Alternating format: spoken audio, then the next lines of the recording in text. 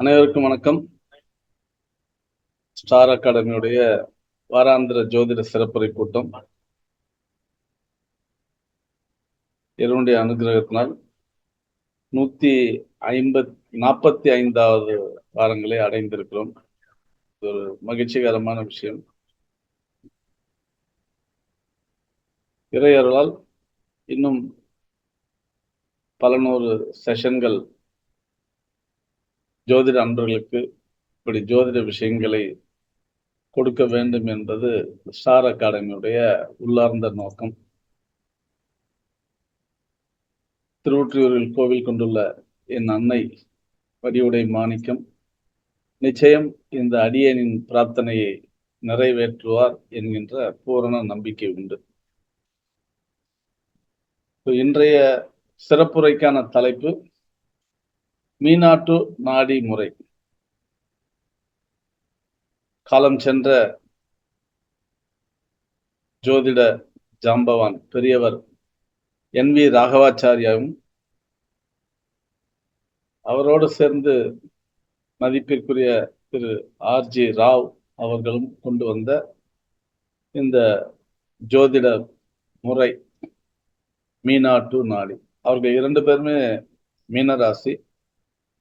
வெள்ளையர்கள் காலத்தில் இது போன்ற ஜோதிட புத்தகங்களை அவங்க பதிப்பிக்கணும்னு கேட்டபோது அதற்கு அன்றைய இருந்த அரசாங்கம் அனுமதி மறுத்ததுனால மீனராசியை சேர்ந்த 2 பேரும் சேர்ந்து அவர்களுடைய பெயர் வெளியே தெரியாம மீனாட்டு நாடி அப்படிங்கிற இந்த ஜோதிட முறையை கொண்டு வந்தாங்க. நட்சத்திர பாரம், அதனுடைய அதிபதி, இதை அடிப்படையாக வைத்து இன்றைக்கு அவருடைய புதல்வர் மதிப்பிற்குரிய டாக்டர் NV ஆரிய ராஜா ஜோதிஷ் சம்ஸ்கிருதம் யூனிவர்சிட்டியுடைய துணைவேந்தராக இருக்கக்கூடியவர். அவர்கள் இன்றைக்கு இந்த மீனாட்டு நாடி முறையில் தகப்பனாருடைய அந்த ஜோதிட விஷயத்தை முன்னெடுத்து தமிழ்நாட்டில் பரவலா முன்னிலையில் இருக்கக்கூடிய அனைத்து ஜோதிடர்களும் அறிந்தவர். அதே மாதிரி ஆந்திராவில் ஏராளமான மாணவர்கள் இந்த மீனாட்டு முறையை பயின்றிருக்கிறார்கள். அந்த விதத்தில் இது சம்பந்தமா மீனாட்டு நாடி முறை சம்பந்தமா ஏற்கனவே NV ஆரிய ராஜா அவர்களே நம்முடைய தளத்தில் ஏற்கனவே பேசியிருக்காங்க. இந்த மீனாட்டு நாடி முறையில் நட்சத்திர சித்தாந்தம் அப்படிங்கிற தலைப்புல மதிப்பிற்குரிய ஐயா திரு ஜெயபாபா கலைப்பிரியர் அவர்கள் இன்றைக்கு சிறப்புரை நிகழ்த்த வந்திருக்காங்க. ஐயா ஏற்கனவே தளத்தில் நம்மோடு நன்கு பரிச்சயமானவர். கடந்த முறை கூட அவருடைய சிறப்புரையில் KP ஜோதிட முறையில் உள்ள நுணுக்கங்கள், ஜோதிட நுணுக்கங்கள் சம்பந்தமா பேசியிருந்தாங்க. ஏன்னா நம்ம ஸ்டார் அகாடமி தளத்துல ஒரு விவாதம் வரும்போது KP ஜோதிட முறை சம்பந்தமாக எதுவுமே பதிவுகள் இதுவரைக்கும் வீடியோ வரலன்னு சொல்லியிருந்தாங்க. அப்படியெல்லாம் இல்லை, வந்திருக்கு. அந்த தளத்தில் குறிப்பிடப்பட்டுள்ள இன்றைக்கு ஜோதிடத்தில் KP முறையில் முன்னணியில் இருக்கக்கூடிய KP முறையும் KB முறையும் முன்னணியில் இருக்கக்கூடிய பல ஜோதிடர்களை நானே தொடர்பு கொண்டு பேசியிருக்கிறேன். அது ஏனோ அவர்கள் இப்போதைக்கு நேரமில்லை என்று சொல்லி மறுத்து விட்டார்கள். இருந்தாலும் நம்முடைய ஐயா மதிப்பிற்குரிய ஜெயபாபா கலைப்பிரியார் ஐயா அவர்கள் நம்முடைய தளத்தில் இந்த KP கிருஷ்ணமூர்த்தி பദ്ധதி ஜோதிட முறை நுணுக்கங்களை 122வது செஷன்ல பேசியிருக்காங்க. ஏற்கனவே நம்ம தளத்துக்கு நன்கு பரிச்சயமானவர். அதனால அறிமுகம் அப்படிங்கிற விஷயத்துல நம் மீண்டும் நேரத்தை கூடுதலாக்காமல் இது ஒரு வாஸ்ட் சப்ஜெக்ட், வைடான ஒரு விஷயம். இந்த நட்சத்திர சித்தாந்தம், மீனாட்டு ஜோதிட முறையில் நட்சத்திர சித்தாந்தம் அப்படிங்கிற அந்த டாபிக்கை ஐயா அவர்களை பேச வருமாறு அன்போடு மேடைக்கு வருமாறு மேடை அவர் வசம் ஒப்புவிக்கிறேன். ஐயா, நீங்க மியூட்ல இருக்கீங்க.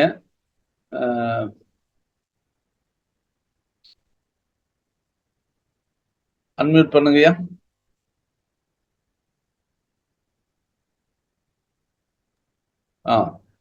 ஓகேங்கய்யா.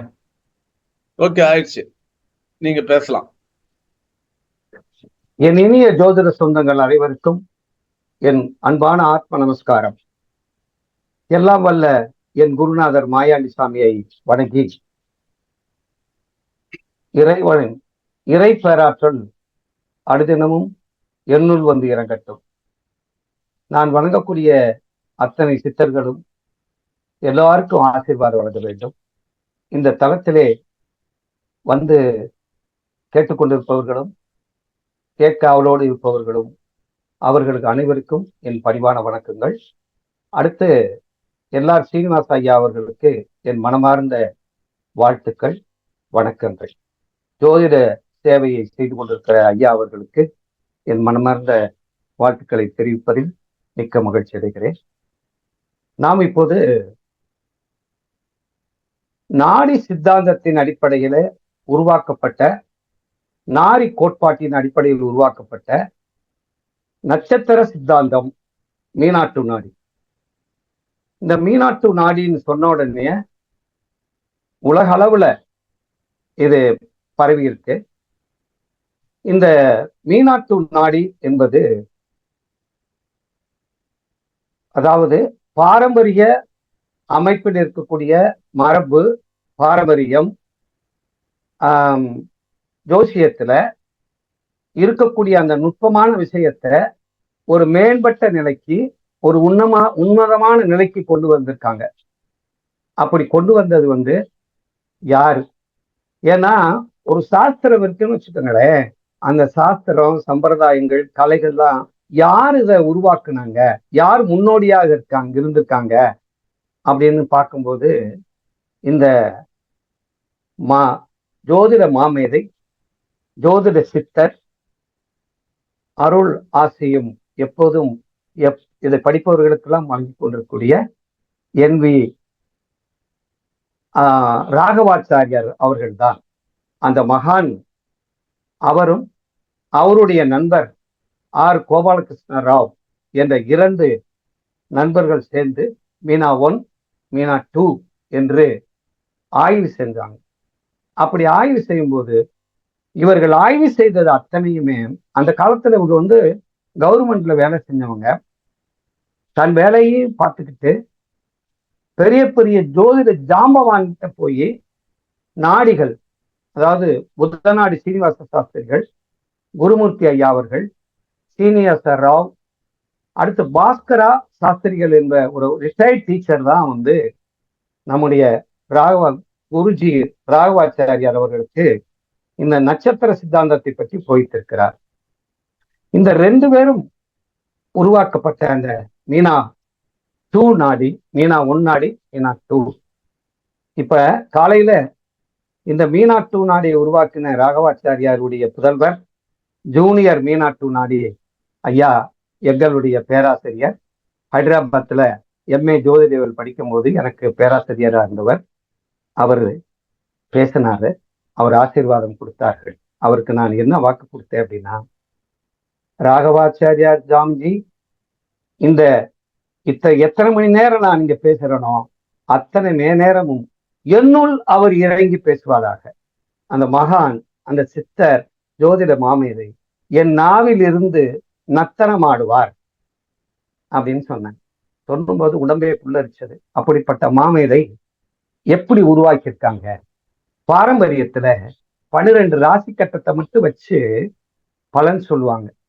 12 ராசி கட்டத்துல வச்சு ஒரு கிரகம் எப்படி இருக்கு, ஒரு கிரகத்தின் சேர்க்கையில் எப்படி இருக்கு அப்படின்னு பார்த்து, பார்வை, சேர்க்கை, இந்த மாதிரி இணைவுகள், இப்படி வச்சு பலன் சொல்ற அந்த அமைப்பு பாரம்பரியம்.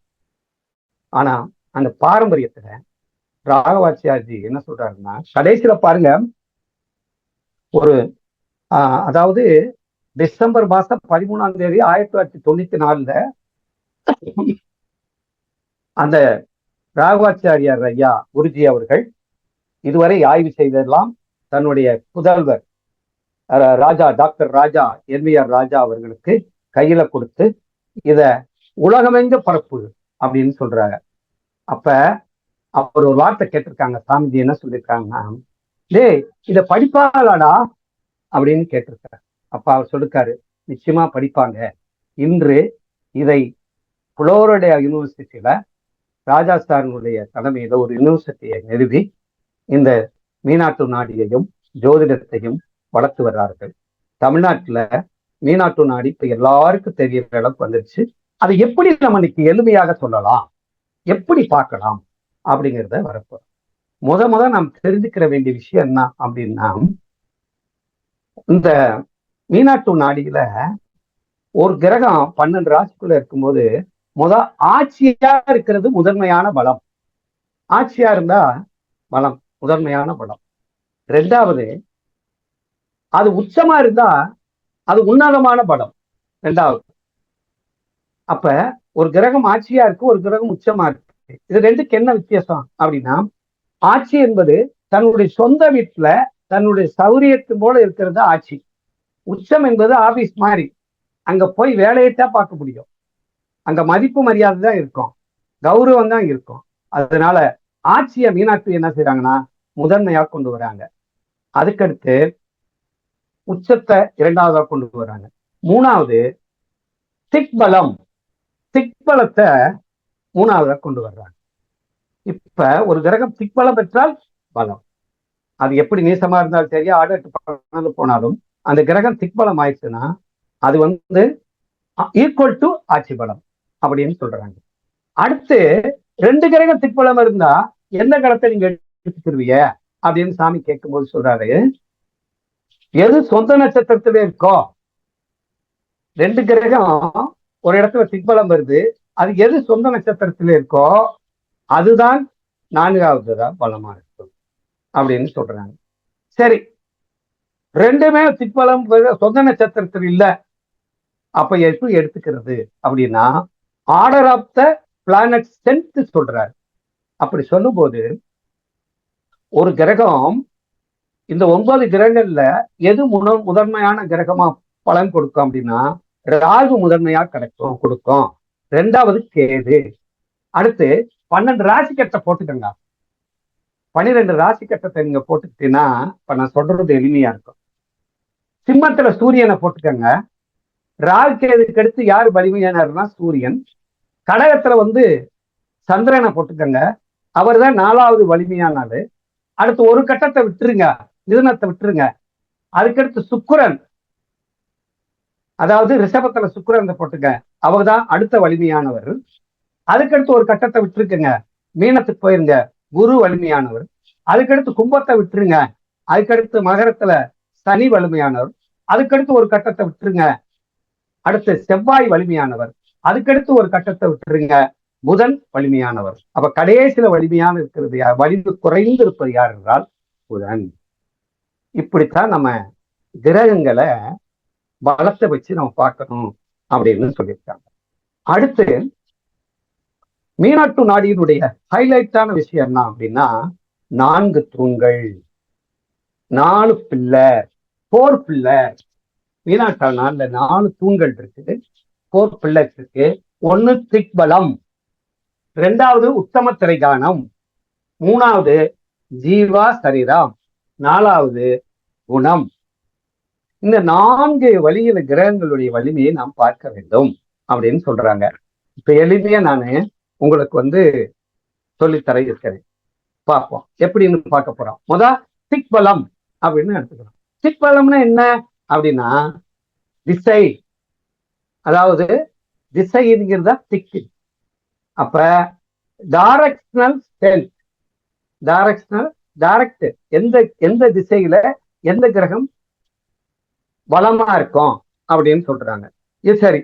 இப்ப திக்பலத்தை நம்ம எப்படி எடுத்துக்கிறோம் அப்படின்னா ஒரு கட்டம் போட்டுக்கிட்டு மேச லக்கணம்னு போட்டுக்கோங்க. மேச லக்கணத்துல குருவும் புதனும் இருந்தா, லக்னத்துல இருந்தா, அது எந்த லக்னமா இருக்குது, இப்ப நம்ம மேச லக்னத்தை உதாரணமா வச்சுக்கிறோம். லக்னத்துல குரு இருந்தா திக்பலம் அப்படின்னு போட்டுக்காங்க. சரி, 4ஆம் இடத்துக்கு வாங்க, கடகத்துக்கு. சந்திரனும் சுக்கிரனும் இருந்தா திக்பலம். அடுத்து 7ஆம் இடத்துக்கு வாங்க, சனியும் ராகுவும் இருந்தா திக்பலம். 10ஆம் இடத்துக்கு வாங்க, மகரத்துக்கு, நேச்சுரல் ஜோடியாக்கு. 10ஆம் இடத்துல சூரியன் செவ்வாய் கேது இருந்தா திக்பலம். அப்படின்னு சொல்றோம்.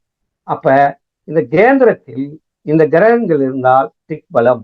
இப்படி திக்பலமா இருக்கிறதுனால அதுக்கு என்ன பலம் அப்படின்னா அது ஆட்சியில் இருப்பதாகத்தான் எடுத்துக்கொள்ள வேண்டும் அப்படின்னு சொல்றாங்க.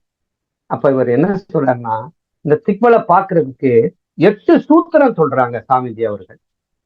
நம்முடைய ஜோதிட மாமேதை 8 சூத்திரங்களை 8 வகையான கோட்பாடுகளை அழகா சொல்றாங்க. இப்ப மேச லக்னம் போட்டுக்கோங்க, ஒரு கட்டம் போட்டுக்கோங்க. மேச லக்னம், மேச லக்னத்துல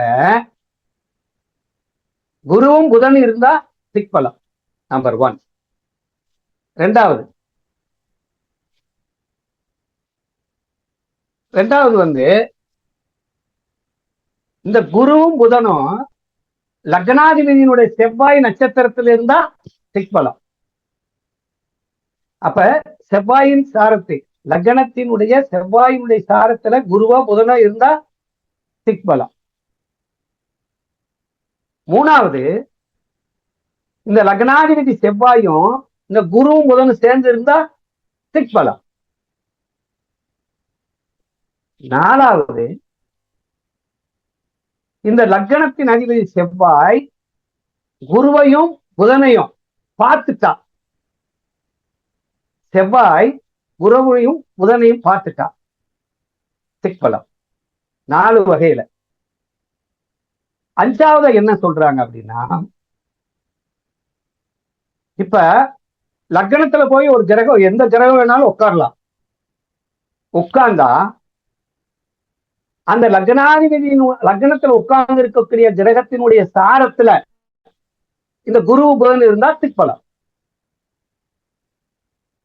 லக்னத்துல சனி உட்காருது மேசத்திலேயோ, அப்ப சனியினுடைய நட்சத்திரத்துல பூசத்திலேயோ அனுசத்திலேயோ உத்திரட்டாதிலேயோ குருவோ புதனோ இருந்தா திக்பலம். 2வது இது 6வது பாயிண்ட். அந்த சனி இந்த குருவும் புதனையும் பார்த்துட்டா திக்பலம். லக்னத்தில் உள்ள ஒரு கிரகம் இந்த குருவையும் புதனையும் பார்த்துட்டா திக்பலம். இது 7வது பாயிண்ட் அப்படின்னு. இப்ப 6 பாயிண்ட் சொல்லியிருக்கோம், மொத்தம் வந்து 6 பாயிண்ட் சொல்லியிருக்கோம். இன்னும் என்ன அப்படின்னா 7வது பாயிண்ட் என்ன அப்படின்னா, இந்த திக்பலம் பெறக்கூடிய கிரகம் சதயத்துல போய் உட்கார்ந்துடுறாங்கன்னு வச்சுக்காங்களேன். குருவும் புதனும் லக்னத்தில் திக்பலம் வரக்கூடிய சதயத்துல போய் உட்கார்ந்துடுறாங்க கும்பத்துல. அந்த ராவோட லக்னாதிபதி சேர்ந்து இருந்தா செவ்வாய், அல்லது அந்த ராகை லக்னாதிபதி பார்த்துட்டா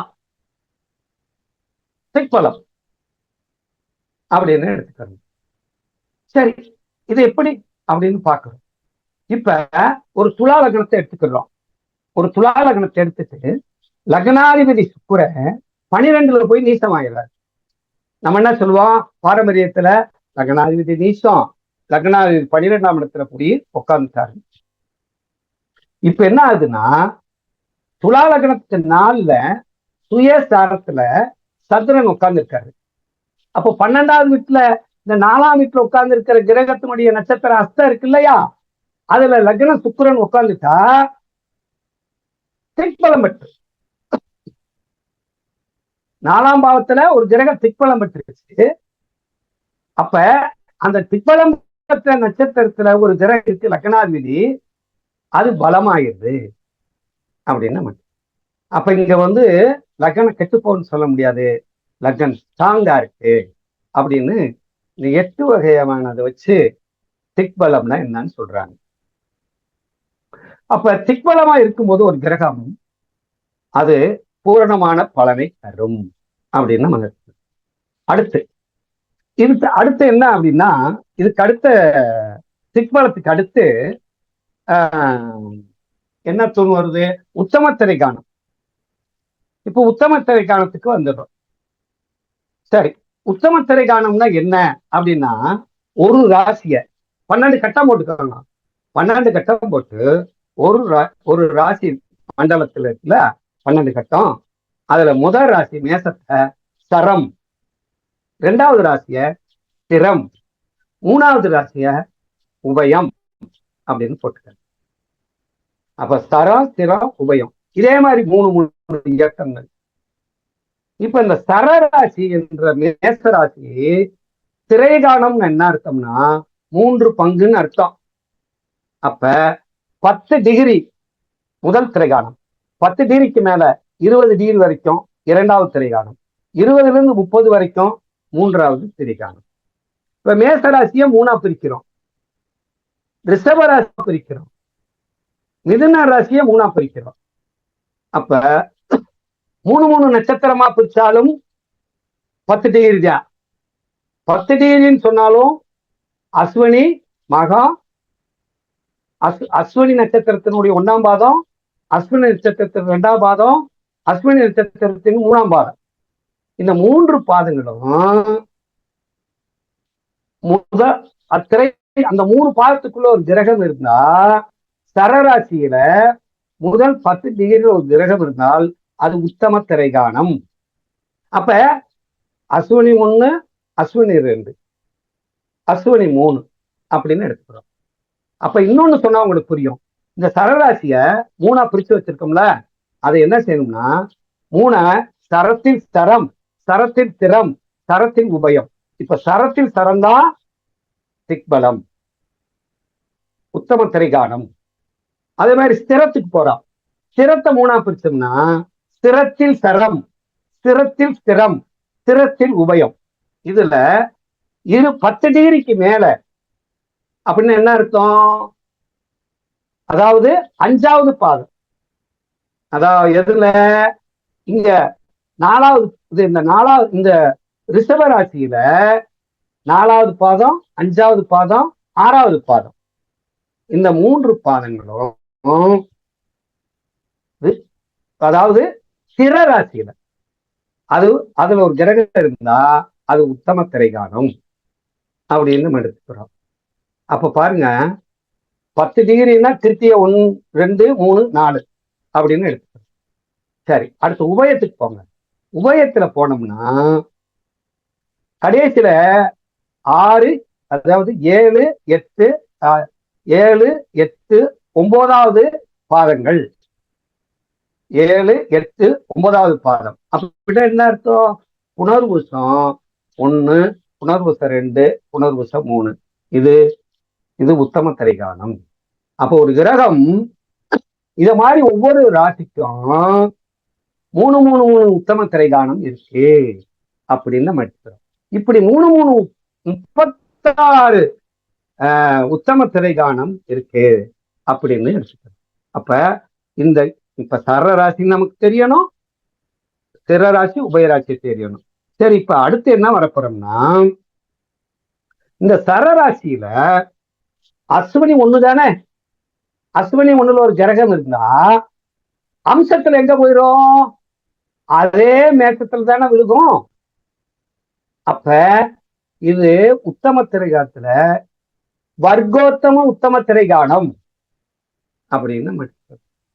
அந்த வர்க்கோத்தமும் உத்தம திரைகாணம். அப்ப சரராசியில் முதல்ல இருக்கக்கூடியது வர்க்கோத்தமம் உத்தம திரைகாணம் அப்படின்னு இருக்கும். அப்ப 2வது இருக்கக்கூடியது பரிவர்த்தனை உத்தம திரைகாணம், 2வது பாதம், 3வது பாதம். உதாரணமா 2வது பாதத்துல அஸ்வினி 2வது பாதத்துல குரு இருக்காருன்னு வச்சுக்காங்க. அங்க ரிஷபராசியில ரோகிணியில 2வது ரோகிணி இருக்காருல்ல, ரோகிணியில 2வது பாதத்துல 1வது பாதத்துல ஒரு கிரகம் இருக்குன்னு வச்சுக்காங்க. ரோகிணியில இருந்துச்சுன்னா அம்சத்துல எங்க வந்துடும்? மேசத்துக்கு வந்துடும். ரோகிணியில சனி இருந்தா இது குரு என்ன ஆயிரும்? அம்சத்துல ரிஷபத்துக்கு போயிடும். அதனாலதான் இது பரிவர்த்தனை உத்தம திரைகாணம் அப்படின்னு சொல்றது. அப்ப இந்த சரராசியில் இருக்கக்கூடிய முதல் திரைகாணமும் திரராசியில் இருக்கக்கூடிய 5வது திரைகாணம், அதுக்கு 4, 6 பரிவர்த்தனை அப்படின்னு எடுத்துக்கிறோம். அதே மாதிரி உபயராசியில 9வதுக்கு முன்னாடி இருக்கக்கூடிய 7, 8ம் பரிவர்த்தனை உத்தம திரைகாணம் அப்படின்னு எடுத்துக்கிறோம். அப்போ ஒரு கிரகம் உத்தம திரைகாணத்துல பரிவர்த்தனை இருக்கா, வர்க்கோத்தமத்தில் உத்தம திரைகாணம் பெற்றிருக்கிறதா என்று நாம் பார்க்க வேண்டும். அப்போ ஒரு கிரகம் பலத்தை பார்த்த உடனே எந்த ராசியில இருக்கு, உத்தம திரைகாணத்துல இருக்கா, அந்த உத்தம திரைகாணத்துல எந்த மாதிரி இருக்கு அப்படின்னு நம்ம பார்க்கணும். உதாரணமா அந்த உத்தம திரைகாணத்திலேயும் கூட இப்ப புனர்வூசம் 4ஆம் பாத்து, இப்ப பூரட்டாதி 4ஆம் பாத்துல ஒரு கிரகம் இருந்தா, பூரட்டாதிங்கிற ஒவ்வொரு கிரகங்களும் அந்த நட்சத்திரத்தின் அடிப்படையில் தான் பலனை கொடுக்குது. அப்படிங்கிறதுக்கு தான் இந்த உத்தம திரைகாணத்திலையும் சரி திக்பலத்திலையும் எடுத்துக்கிட்டு நமக்கு பலன் சொல்றாங்க. இப்ப உங்களுக்கு புரிஞ்சிருக்கும்னு நினைக்கிறேன். அதாவது உத்தம திரைகாணம்ங்கிறது சரராசியில் 10 டிகிரி, திரராசியில் 10 to 20 டிகிரி, கடைசியில 20 to 30 டிகிரியில் ஒரு கிரகம் இருந்தால் உத்தம திரைகாணம். உத்தம திரைகாணம்ங்கிறது உன்னதமான பலனை தரும். இது ஒரு பிள்ளை. இப்ப அதுக்கடுத்து ஜீவா அண்ட் சரீரா அப்படிங்கிறதுக்கு வரப்போறோம். ஏன்னா ஜீவா என்ன, சரீரா என்ன அப்படின்ற ஒரு இது. ஜீவன்னா உயிர், சரீர்னா சரீரம்ங்கிறது உடம்பு. இப்ப சரீரா, ஜீவா சரீரான்னா என்ன அப்படின்னா, ஒரு கிரகம், சாமிஜி என்ன சொல்றாருன்னா, ஒரு கிரகம் ராசியில் போய் உட்கார்ந்தால் அது ராசியில் இருந்தால் பலன் கொடுக்காது. அந்த கிரகம் நட்சத்திரத்தின் மேல் உட்கார்ந்துருக்கு இல்லையா, அந்த நட்சத்திரம் தான் பலனை கொடுக்கும். அப்ப சாரம்தான் பலன் கொடுக்கும். எந்த ஒரு கிரகமும் முழுமையான பலனை பெற வேண்டுமானால் அந்த சாரத்தை எடுங்க. சாரத்தை எடுக்கலைன்னா நம்ம சோரம் போயிடுவோம், தப்பா போயிடுவோம் அப்படின்னு இந்த சாந்தி எங்க நம்மள ஒரு ஒரு அழுத்தமா சொல்றாரு. அப்ப சரீரா ஜீவாங்கிறது என்னன்றா, ஒரு கிரகம் எந்த நட்சத்திரத்தில் இருக்கிறதோ அந்த நட்சத்திராதிபதிதான் ஜீவா. இப்ப புரியுதான்னு பாருங்க. எந்த கிரகமா இருந்தாலும், எந்த பாவாதிபதியா இருந்தாலும், எந்த காரக கிரகமா இருந்தாலும், எந்த நட்சத்திரத்தில் போய் உட்காருதோ அந்த கிரகம்தான் ஜீவா. இந்த ஜீவா கிரகம் போய் ஒரு நட்சத்திரத்துல உட்காருதுன்னு வச்சுக்கோங்களேன், அதுதான் சரீரம். அப்போ பாருங்க, ஜீவா அண்ட் சரீரம். சரி,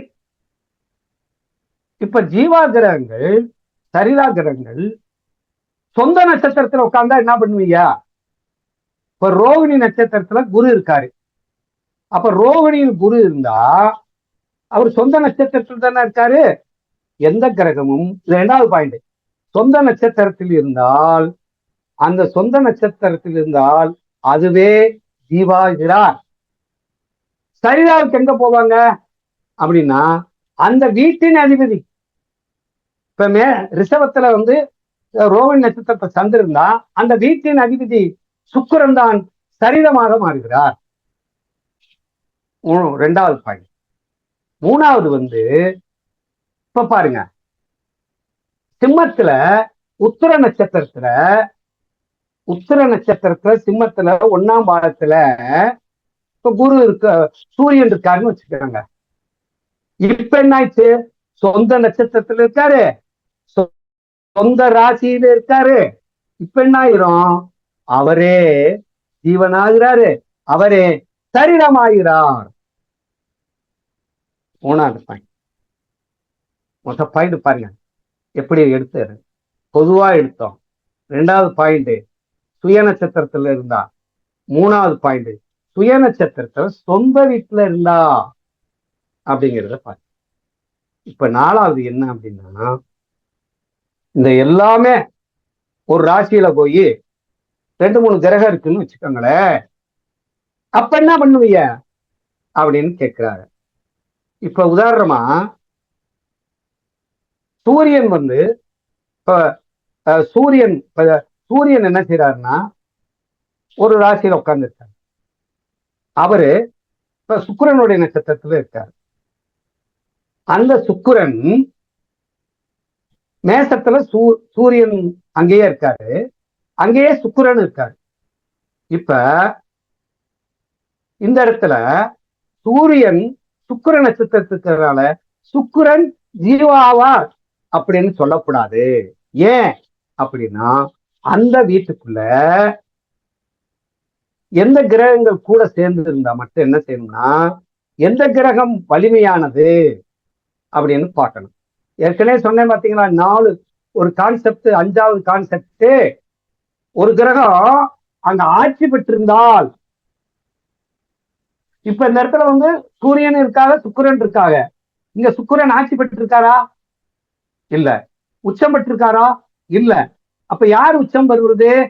சூரியன். அப்ப யார் ஜீவன் ஆகிறது? அவரே ஆகிறாரு. அப்ப அந்த வீட்டுல நைசர்கிய அந்த கிரகத்தினுடைய பலத்தை பார்க்க வேண்டும். ஒரு 5 கான்செப்ட் சொல்றாங்க, அந்த இதை பார்க்கணும். அந்த 5 கான்செப்டை மறுபடியும் இந்த இடத்துல சொல்லணும். ஒரு கிரகம் ஆட்சி பெற்றிருந்தால் அத இந்த இடத்துல தன்னுடைய ஜீவா பலத்தையோ சரீர பலத்தையோ அந்த கிரகத்துக்கு கொடுத்துருவார். உச்சம் பெற்றிருந்தாலும் அது கொடுத்துருவார் அப்படின்னு நம்ம. அப்ப எந்த கிரகம் வலிமையானது அப்படின்னு அந்த இடத்துல நம்ம எடுக்கணும்.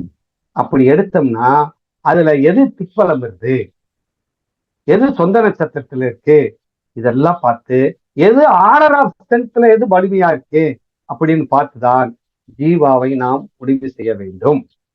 இப்ப ஜீவா சரிதாங்கிறத நம்ம கண்டுபிடிச்சிட்டோம். இதை வச்சு என்னையா செய்ய போறோம் அப்படின்னு பார்க்க போறோம். இப்ப ஜீவா இருக்கு. ஜீவா என்ன செய்யுதுன்னா, ஒரு ஜீவ கிரகம் ஒரு சரீர கிரகம். அப்ப யார் யார் பலன் கொடுக்க போறாங்கன்னா, ஒரு கிரகம் முதல் எடுத்தோன்னே எந்த கிரகமா இருந்தாலும் அந்த கிரகம், அந்த கிரகத்துக்கு எடுத்து அந்த கிரகம் நின்ற நட்சத்திராதிபதி ஜீவா, அது நின்ற அந்த ஜீவா நின்ற நட்சத்திரம் அது எந்த நட்சத்திரத்துல போயிருக்காரோ அது சரீரம். அப்போ 3 கிரகம் கனெக்ஷன் வருது பாருங்க. இந்த 3 கிரகம் கனெக்ஷன் வருது. இப்ப உதாரணமாக ஜீவா கிரகம் எப்படி இருக்கணும்னா, சரீரா கிரகமும் ஜீவா கிரகமும் 6, 8 இருக்கக்கூடாது. அப்படி இருந்தா நல்ல பலனை தரமாட்டார்கள். ஜீவா அண்ட் சரீரா 6, 8 இருக்கக்கூடாது. முதல் பாயிண்ட். இன்னொரு பாயிண்ட் என்னன்னா, இந்த ஜீவா கிரகமும் சரிதா கிரகமும் நட்பு கிரகங்களாக இருக்க வேண்டும். ஒருவர் நட்பு கிரகமாக இருக்க வேண்டும், நண்பர்களாக இருக்க வேண்டும் அப்படின்னு சொல்றாரு. அப்ப நண்பர்களாக இருந்தால் பலம். இந்த ஜீவா கிரகமும் சரிதா கிரகமும் பகை கிரகங்களானாலோ பலம் குறைந்து போடுகிறது. அடுத்து இந்த ஜீவா கிரகமும் சரிதா கிரகமும் 1, 5 முதல்ல இருந்தா யோகஸ்தானம் என்று சாமி சொல்றார். பஞ்சமஸ்தானத்தையும் பாக்கியஸ்தானத்தையும் லக்னஸ்தானத்தையும் யோகஸ்தானம் சொல்லுகிறார். இந்த ஜீவா கிரகம் எங்க இருக்கணும்? 1லயோ 5லயோ 9ல இருந்தா சூப்பர் அப்படின்னு சாமி சொல்றாரு. அடுத்து இது என்ன செய்யக்கூடாதுன்னா, 2 கிரகங்களும் நீசமாயிருக்கூடாது. ஜீவா கிரகமும் சரிதா கிரகமும் நீசமானாலும் பலம் இழந்து விடுகிறார்கள். அடுத்து சேர்க்கும் போது நட்பு கிரகங்களுடைய சேர்க்கையும் ஆட்சி பெற்ற கிரகங்களுடைய சேர்க்கையும் இருப்பது நல்லது அப்படின்னு சொல்றாரு. ஆனால் பகை கிரகங்களோட சேர்க்கையோ பார்வையோ இந்த ஜீவா சரீராவுக்கு இருக்கக்கூடாது அப்படின்னு சொல்றாங்க. அப்ப ஒரு ஜீவா கிரகம் எவ்வளவு வலிமையாக இருக்கிறது அப்படின்னு பார்க்கணும்.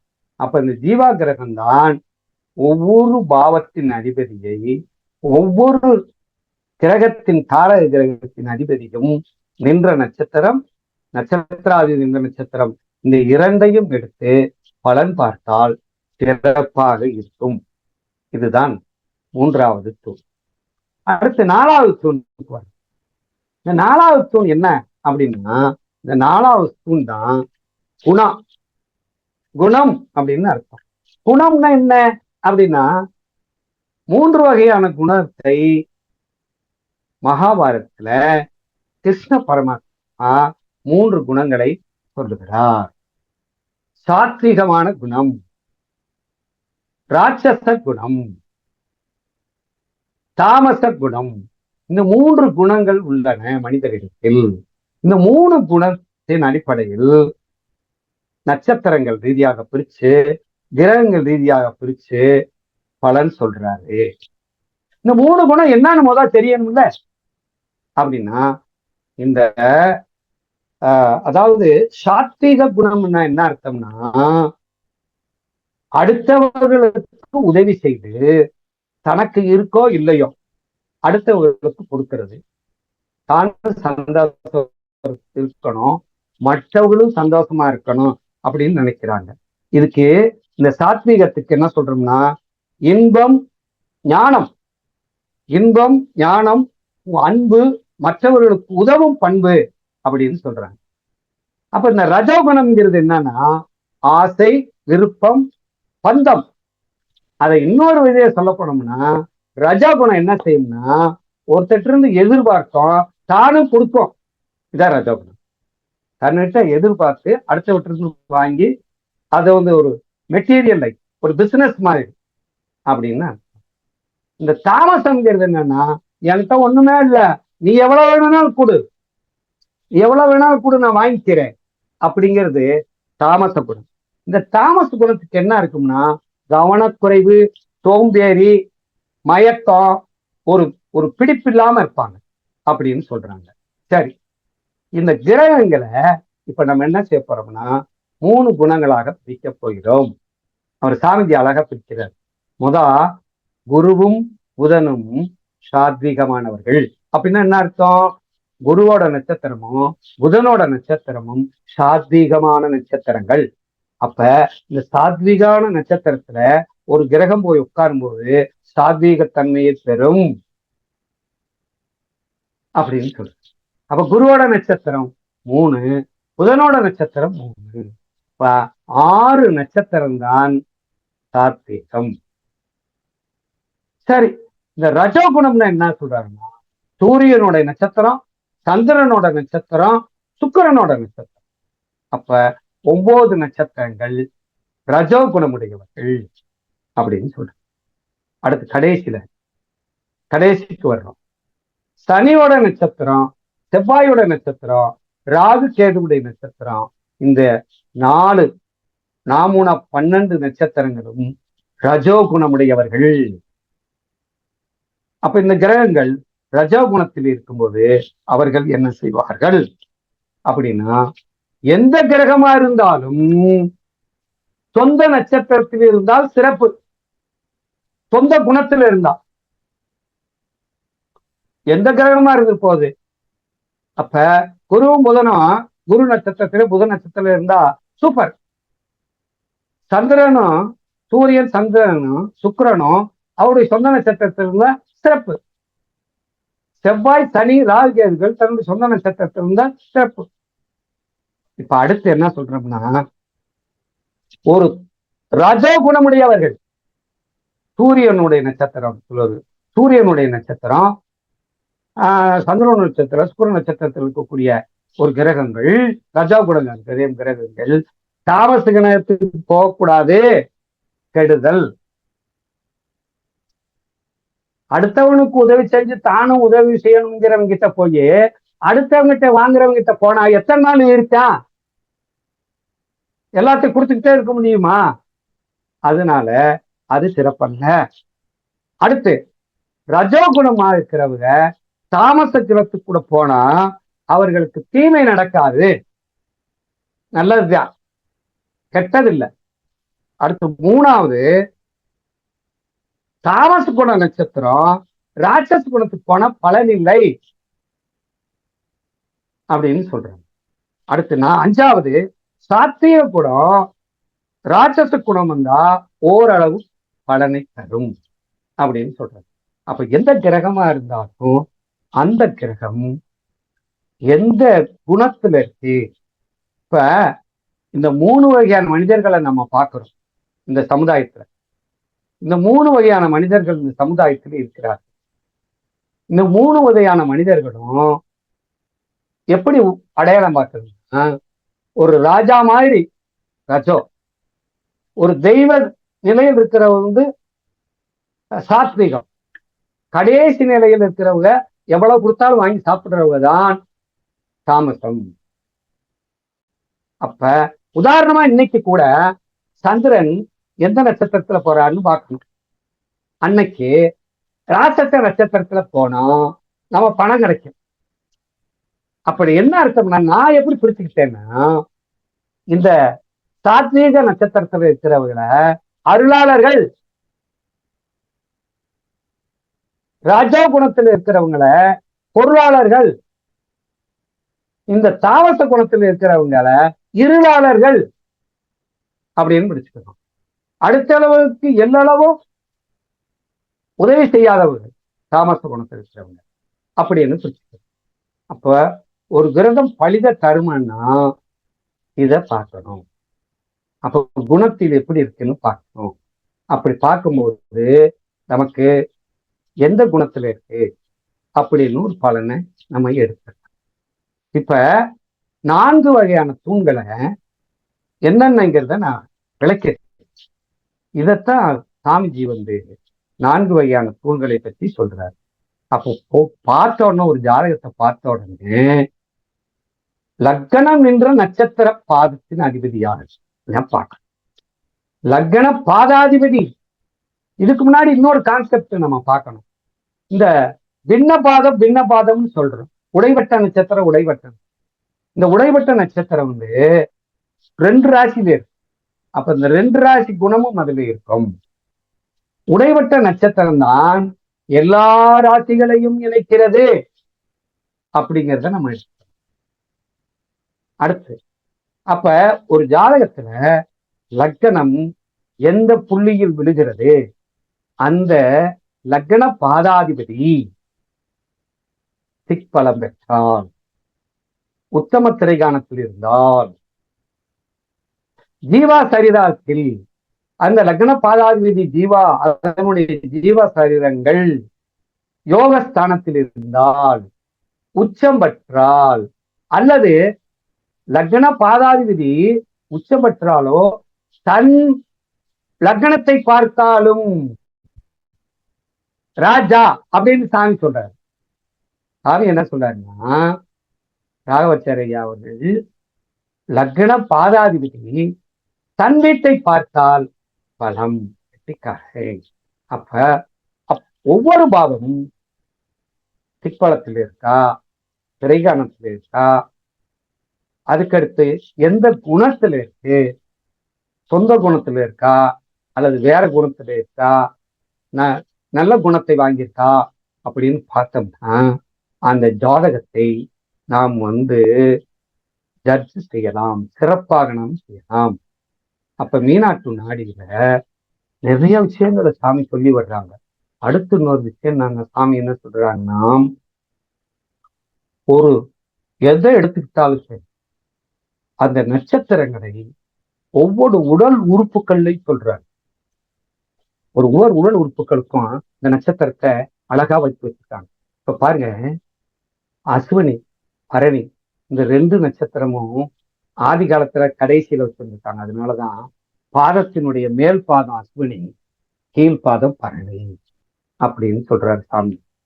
அப்ப நட்சத்திரத்தை ஒவ்வொரு நட்சத்திரமா, அப்ப கிருத்திய நட்சத்திரம்னா தலை அப்படின்னு சொல்றாரு. அப்ப கிருத்திய நட்சத்திரம் தலை. அப்ப கிருத்திய நட்சத்திரத்தை பார்த்தோன்னா நமக்கு என்ன ஞாபகம் வரணும்னா தலை ஞாபகம் வரணும். அப்ப இப்ப இதே மாதிரி ரோகிணி, இப்ப இந்த மாதிரி ஒவ்வொன்றும், இப்ப ரோகிணி இருக்குன்னு வச்சுக்கோங்களேன். ரோகிணி நெற்றி அப்படின்னு சொல்றாரு. மிருகசீரிசம்னா உருவம், திருவாருனா கண்ணு அப்படின்னு சொல்றாரு. மிருகசீரிசனம். அடுத்து புனர்பூசம்னா, இந்த புனர்பூசம்னா இந்த மூக்கு அப்படின்னு சொல்றாரு. பூச நட்சத்திரம்னா நம்முடைய முகம், பூசம்னா பூசுறது, பூசம்னா முகம். அடுத்து ஆயில்யம்னா காது அப்படின்னு சொல்றாங்க. அடுத்து மகம்னா நம்ம வாயி, மக நட்சத்திரம் நம்முடைய வாயி. பூர நட்சத்திரம் வலது கை, உத்தர நட்சத்திரம் இடது கை, அஸ்த நட்சத்திரம்னா விரல் அப்படின்னு சொல்றாரு. அடுத்து பார்த்தோம்னா சித்திரைனா கழுத்து அப்படின்னு சொல்றாங்க. அடுத்து சுவாதிதான் இதயம், சுவாதி இதயம் அப்படின்னு சொல்றாங்க. அடுத்து விசாக நட்சத்திரத்துக்கு தான் மார்பு அப்படின்னு சொல்றாங்க. அடுத்து வைரை அனுச நட்சத்திரத்துக்கு சொல்றாங்க. அடுத்து கேட்ட நட்சத்திரம்னா வலது வலது வலது பக்கம் கேட்ட நட்சத்திரம், மூல நட்சத்திரம் இடது பக்கம். இப்ப பூராடம்ங்கிறது பின்பக்கம், பூராடம்னா பின்பக்கம், உத்திராடம்னா இடுப்பு. இப்ப திருவோணம்னா பிறப்புறுப்புகளை பற்றி சொல்லுகிறாரு. அவிட்டம்னா ஆசனவாயு. இப்ப சதயம்னா வலது தொடை, பூரட்டாதினா இடது தொடை, உத்திரட்டாதினா முழங்காலு, ரேவதினா கணுக்காலு. இப்ப இந்த நட்சத்திரத்தையும் அவர் ஒவ்வொரு உடல் உறுப்புகளையும் அவர் இணைச்சு சொல்றார். ஒருத்தருக்கு எந்த நட்சத்திரம் போய் உட்கார்ந்து அது கெட்டு போயிட்டேன்னா அந்த உறுப்புகள் பாதிக்கப்படுது, அல்லது 6-8 பலமாக இந்த நட்சத்திரங்கள் சம்மந்தப்படும் போது அந்த உறுப்புகள் பாதிக்கப்படுது அப்படின்னு சொல்றாங்க. இதே மாதிரி சாமிஜி நிறைய விஷயங்களை அப்படியே இந்த 5 தூண்களையும் நம்ம விளக்கமா நம்ம சொல்லிட்டே வர்றாரு. அதே மாதிரி திருமணத்துக்கு எடுத்தோம்னா திருமண பொருத்தம் பார்க்கும்போது ஆண் ஜாதகத்தை பெண் ஜாதகத்தை வச்சுக்கிட்டு இந்த லக்கணத்துக்கும் இந்த லக்கணத்துக்கும் ஜீவா சரீரா எப்படி இருக்கு, இந்த லக்கணத்துக்கு இந்த லக்கணத்துக்கு ஏதாவது கனெக்ஷன் இருக்கா அப்படின்னு பார்க்கணும்.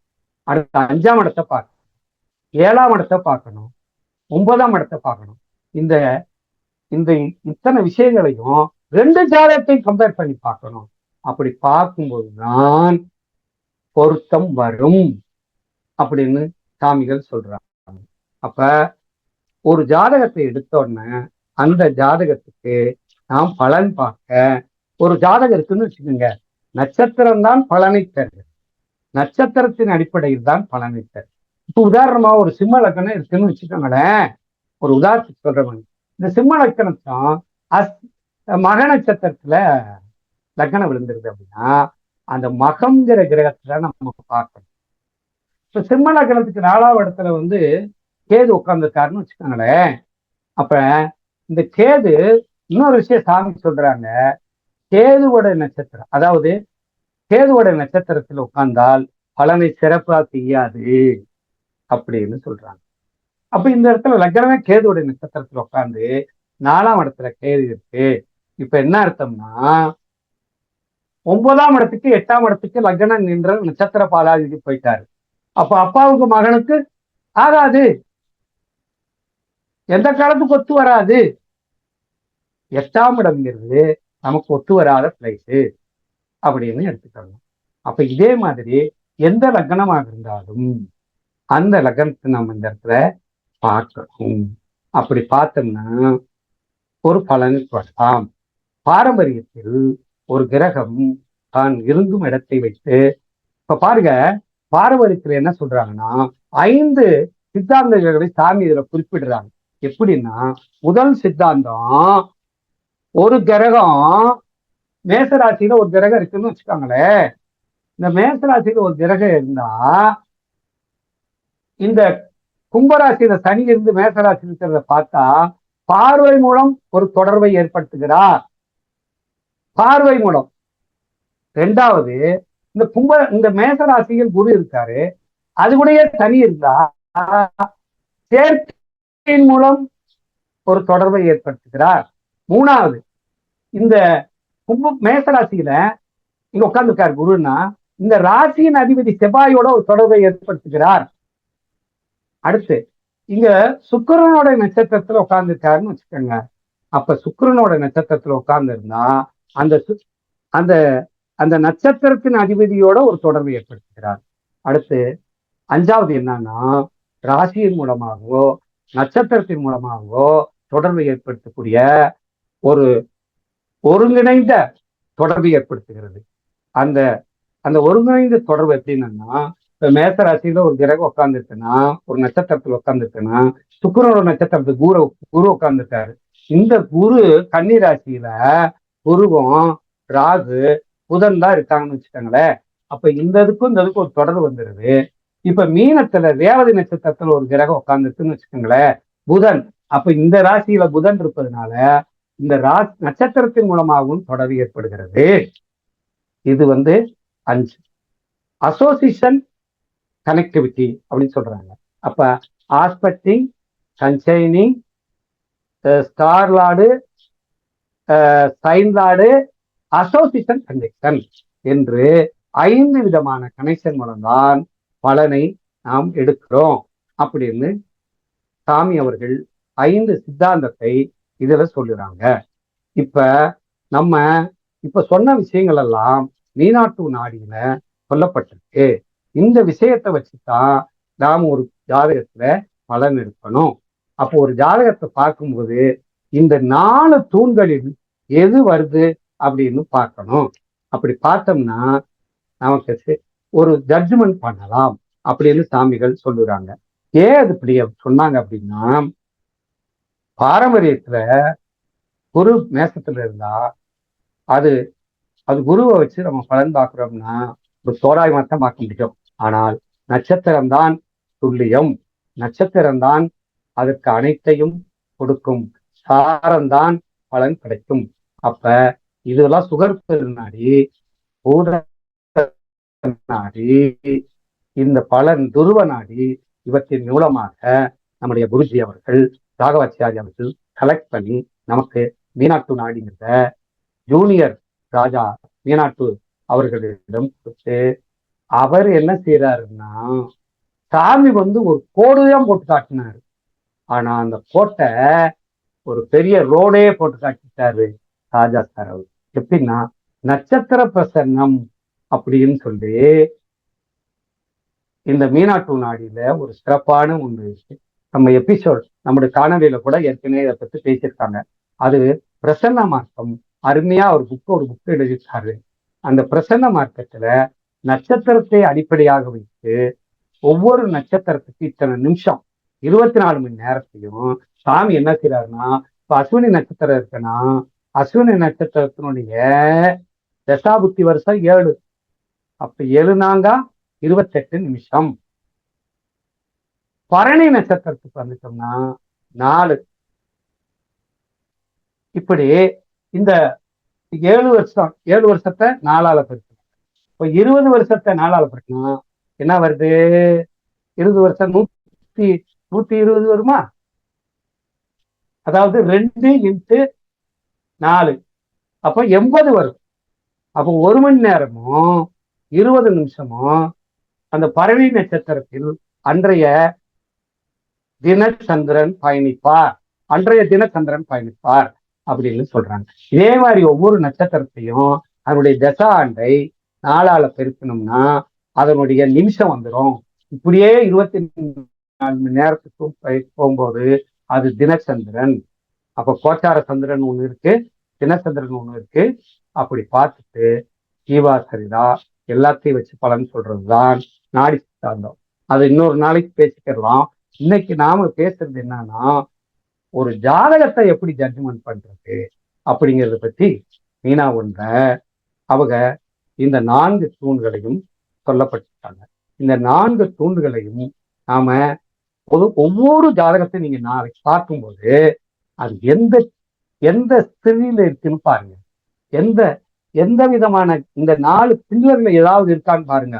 அப்படி இருந்தா அந்த கிரகம், அந்த பாவாதிபதி, அந்த காரக கிரகம் சிறப்பாக இருக்கிறது அப்படின்னு எடுத்துக்கலாம்.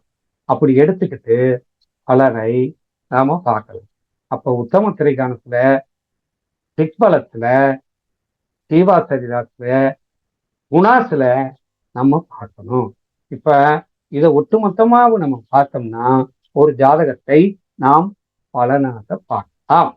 அதனால இன்னைக்கு நம்ம எடுத்துக்கிட்ட தலைப்பானது என்னன்னா, மீனாட்டு நாடியில நட்சத்திரம்.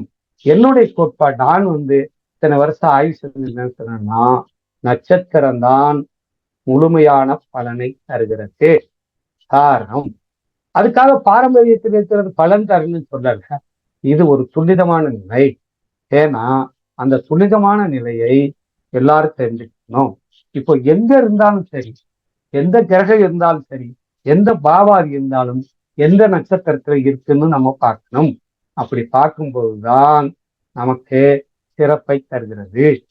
எந்த உதாரணமா ஒரு தசாபுத்தி நடந்தா கூட அந்த நட்சத்திரம் தசாநாதன் எந்த நட்சத்திரத்தில் இருக்காரு, எந்த ஜீவாவில் இருக்காரு, எந்த சரீராவில் இருக்காரு, இது ரெண்டுமே அந்த தசாபுத்தி எந்த வளமா இருக்காளா அப்படின்னு பார்த்தோம்னா அந்த திசை வளமானதாக கிடைக்கும் அப்படின்னு நம்ம யோசிக்கிறோம். இப்ப இதுவரைக்கும் நம்ம பேசின அர்த்தம் மீனாட்டு நாடியினுடைய அடிப்படையான விஷயங்கள்ல இவ்வளவு நேரம் நம்ம முழுமையா அதுதான் அடிப்படை இருக்கு. இதை விட இன்னொன்னு சாமிஜி என்ன செஞ்சாரு அப்படின்னா, காலாம்சம் அப்படின்னு சப்ளாட் தியரிய முத இந்த உலகத்துக்கு கொடுத்தவர் யாருன்னா சாமிஜி அவர்கள் தான். அதை கொண்டு போய் பிவி ராமன் சார்ட்ட கொடுத்து பெங்களூர்ல அதை அப்பதையே பப்ளிஷ் பண்ணியிருக்காங்க. அப்ப இன்னைக்கு கேபி சிஸ்டம்னு நம்ம மார்பு தட்டி சொல்றோம் அப்படின்னா, இந்த கேபி சிஸ்டத்துல முழுமையா அந்த கேபி சிஸ்டத்தை அன்று முதலில் ஒரு பிள்ளையார் சொல்லி போட்டவங்க இந்த மீனா அந்த மீனாட்டு நாடி அதுதான் அந்த திரு குருஜி அவர்கள், ராகவாச்சாரி அவர்கள் தான் அந்த சப்ளாட் தியரியை காலாம்சம் அப்படின்னு கண்டுபிடிச்சாங்க. அப்ப காலாம்சத்தை வைத்து பலன் பார்த்தாலும் சிறப்பாக இருக்கும்.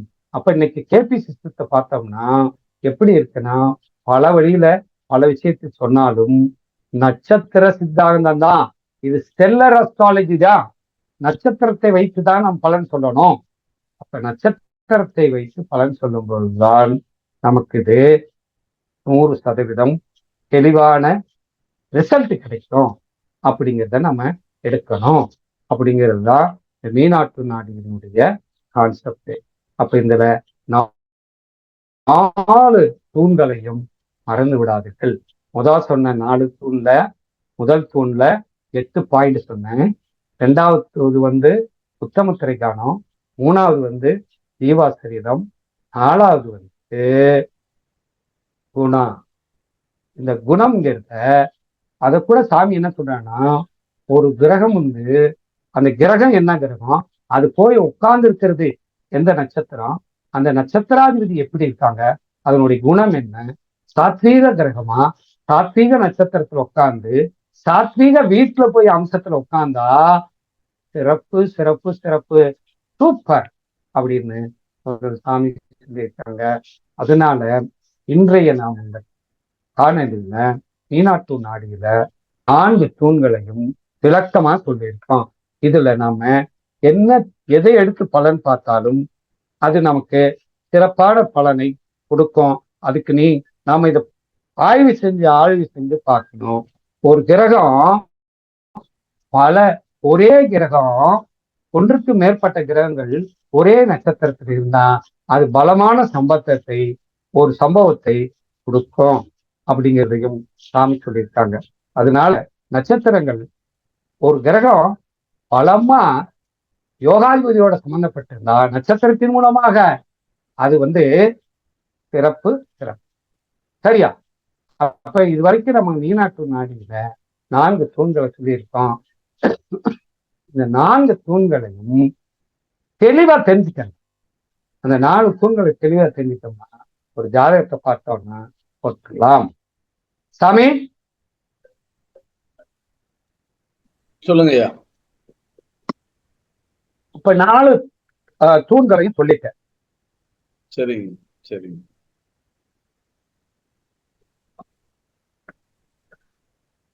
ஒரு கிரகம் நீசமா இருந்தாலும் சரி, 6, 8, 12 இருந்தாலும் சரி, அந்த கிரகம் இந்த மாதிரியான இந்த கான்செப்டுக்குள்ள இருந்துச்சுன்னா அது நல்ல பலிதத்தை தரும் அப்படின்னு சாமிகள் இத அறிவுறுத்திருக்காங்க. சரி, உங்க சிறப்புரை பூர்த்தி பண்ணி கொஸ்டின் செஷன் போயிடலாமாங்க? கோயிலாம். சரி, நன்றி. மீனாட்டு நாடி முறையை பற்றி, அந்த நட்சத்திர சித்தாந்தத்தை பற்றி மதிப்பிற்குரிய ஐயா ஜெயபாபா கலைப்பிரியர் அவர்கள் கிட்டத்தட்ட ஒரு மணி நேரம் உரை நிகழ்த்தியிருக்காங்க, சிறப்புரை. ஸோ இதை பற்றி ஒரு பேசிக் விஷயங்கள், ஒரு அனாலிசிஸ்க்குள்ள இந்த உரையின் அடிப்படையில் நம்ம வர முடியும். ஸோ கேபி சிஸ்டம் கிருஷ்ணமூர்த்தி பദ്ധதி என்று சொல்லப்படுகின்ற முறைக்கு முன்னோட்டமாக இந்த சப்லாட் தியரி அப்படிங்கிற விஷயத்த மதிப்பிற்குரிய NV ராகவாச்சாரியா காலஞ்சென்ற நம்ம ஜூனியர் மீனாட்டு NVR ராஜா அவர்களுடைய தகப்பனார் NV ராகவாச்சாரியா அவர்களும் அவரோடு உடனிருந்த திரு ராவ் அவர்களும் சேர்ந்து இந்த சப்லாட் தியரிய ஆரம்பத்தில் அவர்கள் உருவாக்கி அந்த காலத்திலேயே அது இந்தியாவுடைய ஜோதிட முன்னோடி திரு BV ராமன் அவர்களுடைய இந்த அஸ்ட்ராலஜிக்கல் மேகசின்ஸ்ல வந்திருக்கு. ஸோ ஒரு நல்ல விஷயத்த ஐயா சொல்லியிருக்காங்க. ஸோ நட்சத்திரம் எத்தனை அதி முக்கியமானது அப்படிங்கிறதுக்கு இந்த நட்சத்திர சித்தாந்த முறையும் முதன்மையானது.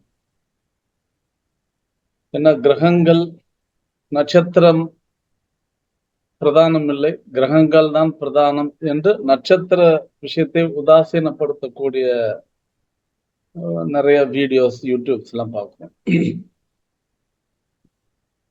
நட்சத்திரங்கள் நிரந்தரமானது வான் மண்டலத்துல. அது நாம் இங்கே பூமி ராசி மண்டலத்தினுடைய மையமாக இருந்து கொண்டு நாம் உற்று நோக்கும் போது நட்சத்திரங்கள் பிக்சடு, கிரகங்கள் தான் அசையக்கூடிய விஷயம். இன்றைக்கு சூரியன் மேஷத்துல இருக்கலாம், அதாவது இப்போ மாசி மாசம் அப்படிங்கறதுனால கும்பத்துல இருக்கலாம், சித்திரையில மேஷம் இருப்பேன். அதே மாதிரி சூரியன் மாதிரி இப்போ குரு பெயர்ச்சி வரப்போகுது மே 1ஆம் தேதி, குரு மேஷத்திலிருந்து ரிஷபத்துக்கு போறார். இப்படி ஒவ்வொரு கிரகங்களும் இடம் மாறக்கூடியது, ஆனால் நட்சத்திரங்கள் மாறக்கூடியது அல்ல. ஆனால் இந்த ஜோதிட விஷயத்திற்கு அடிநாதமாக அடிப்படையாக இருப்பது இந்த நட்சத்திரங்கள் தான் அப்படிங்கிறத நம்ம பாரம்பரிய ஜோதிட முறையும் பராசர மகரிஷி அவர்களுடைய பராசர ஹோரா சாஸ்திரா வராகமிகிறவருடைய விஷயங்களும் நமக்கு வலியுறுத்திருக்கு. ஸோ அந்த அடிப்படையில் மதிப்பிற்குரிய காலம் சென்ற குருநாதர் NV ராகவாச்சாரியா அவர்களுடைய இந்த நட்சத்திர சித்தாந்தமும் அதை பற்றி ஐயா அவர்கள் ஒரு நல்லதொரு சிறப்புரை நிகழ்த்தியிருக்காங்க. ஸோ இதன் மீது உங்களுக்கு சந்தேகங்கள் இருந்தால் அன்பர்கள் தங்களுடைய கையை உயர்த்தலாம். அந்த விஷயத்தை ஐயா அவர்கள் தெளிவு பண்ணுவாங்க. முதல்ல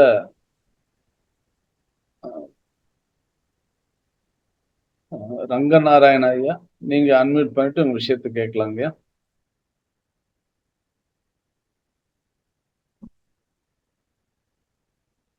பேசலாங்க.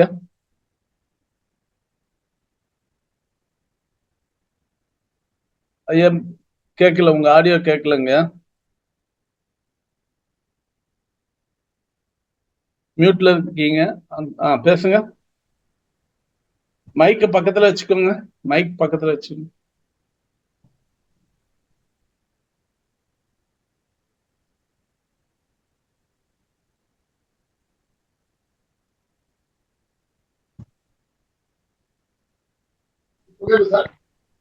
இப்ப கேக்குது. ஆடியோ சிஸ்டம் ஒயர் வேற எதுவும் மாத்தி போட்டீங்க போல இருக்கு. ரைட், பரவாயில்ல, சொல்லுங்கய்யா. கேக்குது, சொல்லுங்க.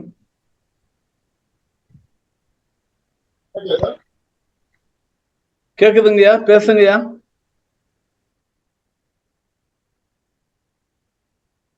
சரி, நீங்க அதை சரி பண்ணிட்டு வாங்க, அடுத்து வரட்டும். லக்ஷ்மி நரசிம்மன் சார். சார் வணக்கம் சார். கேக்குதா? கேக்குதுங்கய்யா. சார் கேக்குதா? கேக்குதுங்கய்யா, கேக்குது கேக்குது. அதாவது இந்த வகுப்பின் மிக முக்கியமான விஷயம் தெரிந்து கொள்ளப்பட்டது. அதாவது கிருத்திகை நட்சத்திரம் தான் முதல் நட்சத்திரம். அது பாரம்பரியத்தில் அப்படிதான் கொடுத்திருக்கு. அதுதான் தலை என்று நீங்கள் சொன்னது மிக மிக அருமை. அதுதான் நட்சத்திர சிஸ்டத்துக்கு அடிகோல். அந்த நட்சத்திரத்தை விருப்ப வச்சுட்டு நம்ம பார்க்கறது பிரச்சனை இல்லை. ஆனா எனக்கு ஒரு தெளிவான கேள்வி என்ன வேணும் என்றால், சாத்வீக குணம் உள்ள நட்சத்திரங்கள் என்று குரு புதன் என்று சொல்றீர்கள். ஆனா புதனுடைய நட்சத்திரம் ஆயில்யம், கேட்டை, ரேவதி. இது ஆயில்யம், கேட்டை ரெண்டுமே ஒரு நல்ல நட்சத்திரம் இல்லை. ஆயில்யம்ங்கிறது சர்ப்பராஜா, கேட்டை இந்திராகினி, அந்த மாதிரியெல்லாம் இருக்கு. அதே மாதிரி குருவுடைய நட்சத்திரத்துல பூரட்டாதி நட்சத்திரம் வந்து எந்த நல்ல இதுக்கும் யூஸ் பண்றது இல்லை. அது வந்து ஒரு மாதிரியான அஜைக புத்திரா அப்படிங்கிற ஒரு நட்சத்திரம். இதை பத்தின எனக்கு விளக்கம் தேவை சார். பாக்கியெல்லாம் எனக்கு புரிந்து விட்டது ஐயா. சரி ஐயா, நீங்க மியூட்ல இருக்கீங்க. கலைப்பிரியர் ஐயா மியூட்ல இருக்கீங்க. பேசலாம். கேட்டது புரிஞ்சுதா உங்களுக்கு? நட்சத்திரத்தின் அடிப்படையில் இந்த நட்சத்திரம் சுப நல்ல நட்சத்திரம். இந்த நட்சத்திரம் இது வந்து அசுப நட்சத்திரம் அல்லது கெடுதல் செய்யக்கூடிய நட்சத்திரம்னு சொல்றீங்க. அவர் சாமி எப்படி பிரிச்சிருக்காங்கன்னா, குருவும் புதனும் சாத்வீகமான கிரகங்கள். அது ஆமா. இந்த சாத்வீகமான கிரகங்கள் வந்து எப்படி பிரிச்சாங்கன்னா, இப்ப திசைகள் இருக்கு இல்லையா, திசைகள். ஆமா. கிழக்கு திசைக்கு இந்த குருவும் புதனும் பாருங்க, கிழக்கு திசையில கன்னி மூலை, அது வடகிழக்கு மூலைக்கும் வடக்கு மூலைக்கும் அதிபதி இந்த குரு புதன் வர்றாங்க. ஆமா, கரெக்டா புரியுது. ஆமா, இது ரெண்டு பேருமே குபேர மூலையா. ஆமா. இது ஒரு வீட்டுக்கு போய் பார்க்கும் போது இந்த ஈசான மூலை வடகிழக்கு மேல பாதிக்கப்பட்டிருந்தா அவங்க வீட்டுல சந்ததி பாதிப்புன்னு சொல்லுவாளா? ஆமா ஆமா ஆமா. அதே மாதிரி வடக்கு பகுதி பாதிக்கப்பட்டிருந்தா அவங்க வீட்டுல பணம் இருக்காதுன்னு சொல்லுவாளா? ஆமா ஆமா ஆமா.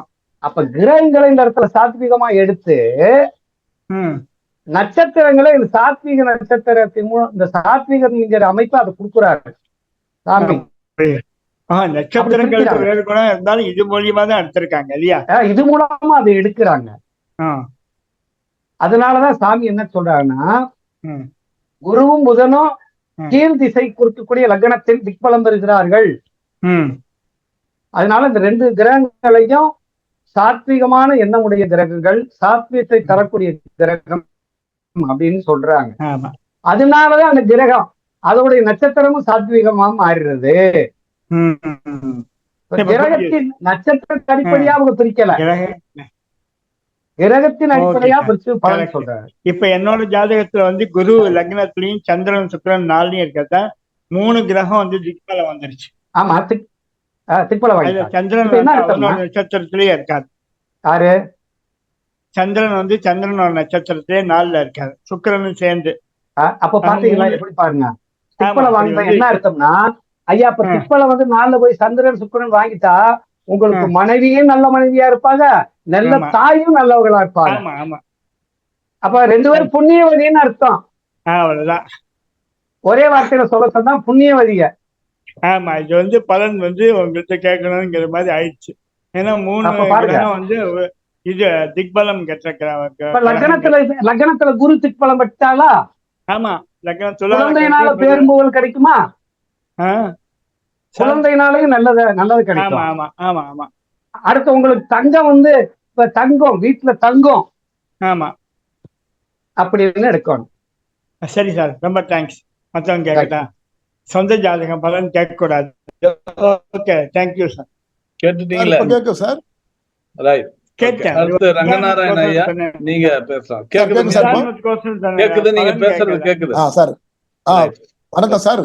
இப்போ வந்து சார் எனக்கு என்ன டவுட் தெரியுமா, இந்த 4 தூணுகள் வந்து ரெட்டை ஜாதகத்துல ஆல்மோஸ்டா சேம் வரும் சார். அது எப்படி பாக்க சார் ரெட்டை ஜாதகம்? ட்வின்ஸ்க்கு வரும்போது காலாம்சம்னு ஒண்ணு கண்டுபிடிச்சிருக்காங்க பத்தியா சார்? காலாம்சம் சப்ளாய்டு சார். ஆமா, அப்ப சப்ளாய்டை வச்சு பார்க்கும்போது லக்னம் புள்ளி எல்லாம் மாறும்ல. ஆமா சார். அதனாலதான் அவங்க காலாம்சத்தை கண்டுபிடிச்சு சப்ளாய்டை. ஓகே சார், ரொம்ப நன்றி. அதனால அதுக்கு தெளிவுபட்டோம்னா அதுல இருந்து பலன் சொல்லிட்டு போயிடலாம், அதுல மாறும் எல்லாம் அப்படின்னு. Okay sir. அப்ப அவர் வந்து பெரிய மேதை தானே, மாபெரும் மேதை. ஓகே சார், ரொம்ப நன்றி சார். அடுத்து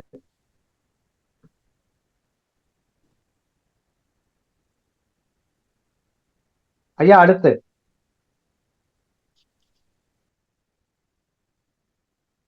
ஐயா கேட்கலாங்களா? நேம் சொல்லல, என் நேம் சொல்லல. ஹலோ, சொல்லுங்க. ஐயா ரங்கநாராயண ஐயா நன்றி. சுரேந்திரன் ஐயா நீங்க அன்மியூட் பண்ணிட்டு பேசுங்க. ஐயா சுரேந்திர ஐயா வணக்கம். வந்துட்டாங்க, அவங்க அன்மியூட் ஆகல. சரி, அவரு முயற்சி பண்ணிட்டே இருக்காரு. ஆமா, ஏதோ ஐயா நான் கேட்கலாங்களா? கேட்க ஆயிடுச்சுங்கய்யா.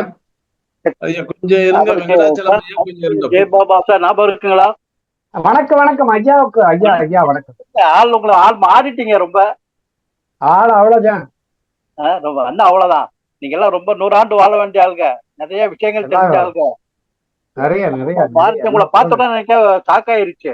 என்னடா உருவமே மாறி போச்சு. மைனர் மாதிரி இருந்தாரு, மைனர் ஹீரோ மாதிரி இருந்தாரு. என்ன ஆள் இப்படி மாறிட்டாருன்ட்டு உங்களை பார்த்துட நானே சந்தேகப்பட்டேன். இவர் தான் ஜெயபாபாவா அந்த மாதிரி ஆளா? முடி எடுத்த உடனே உருவம் மாறி. இல்ல சார், ஆள் மெலிஞ்சிட்டீங்க சார், ரொம்ப மெலிஞ்சிட்டீங்க. வாங்க சார். ரொம்ப அருமையா சார். திக்பாலன் பத்தி ரொம்ப எக்ஸ்பிளனேஷன் கொடுத்தது இதுல ரொம்ப நல்லா இருந்துச்சு. நல்லா சாரஸ்வச்சு எல்லாம் நிறைய சொன்னீங்க. திக்பாலன் கொடுத்ததெல்லாம் ரொம்ப நல்லா இருந்துச்சு.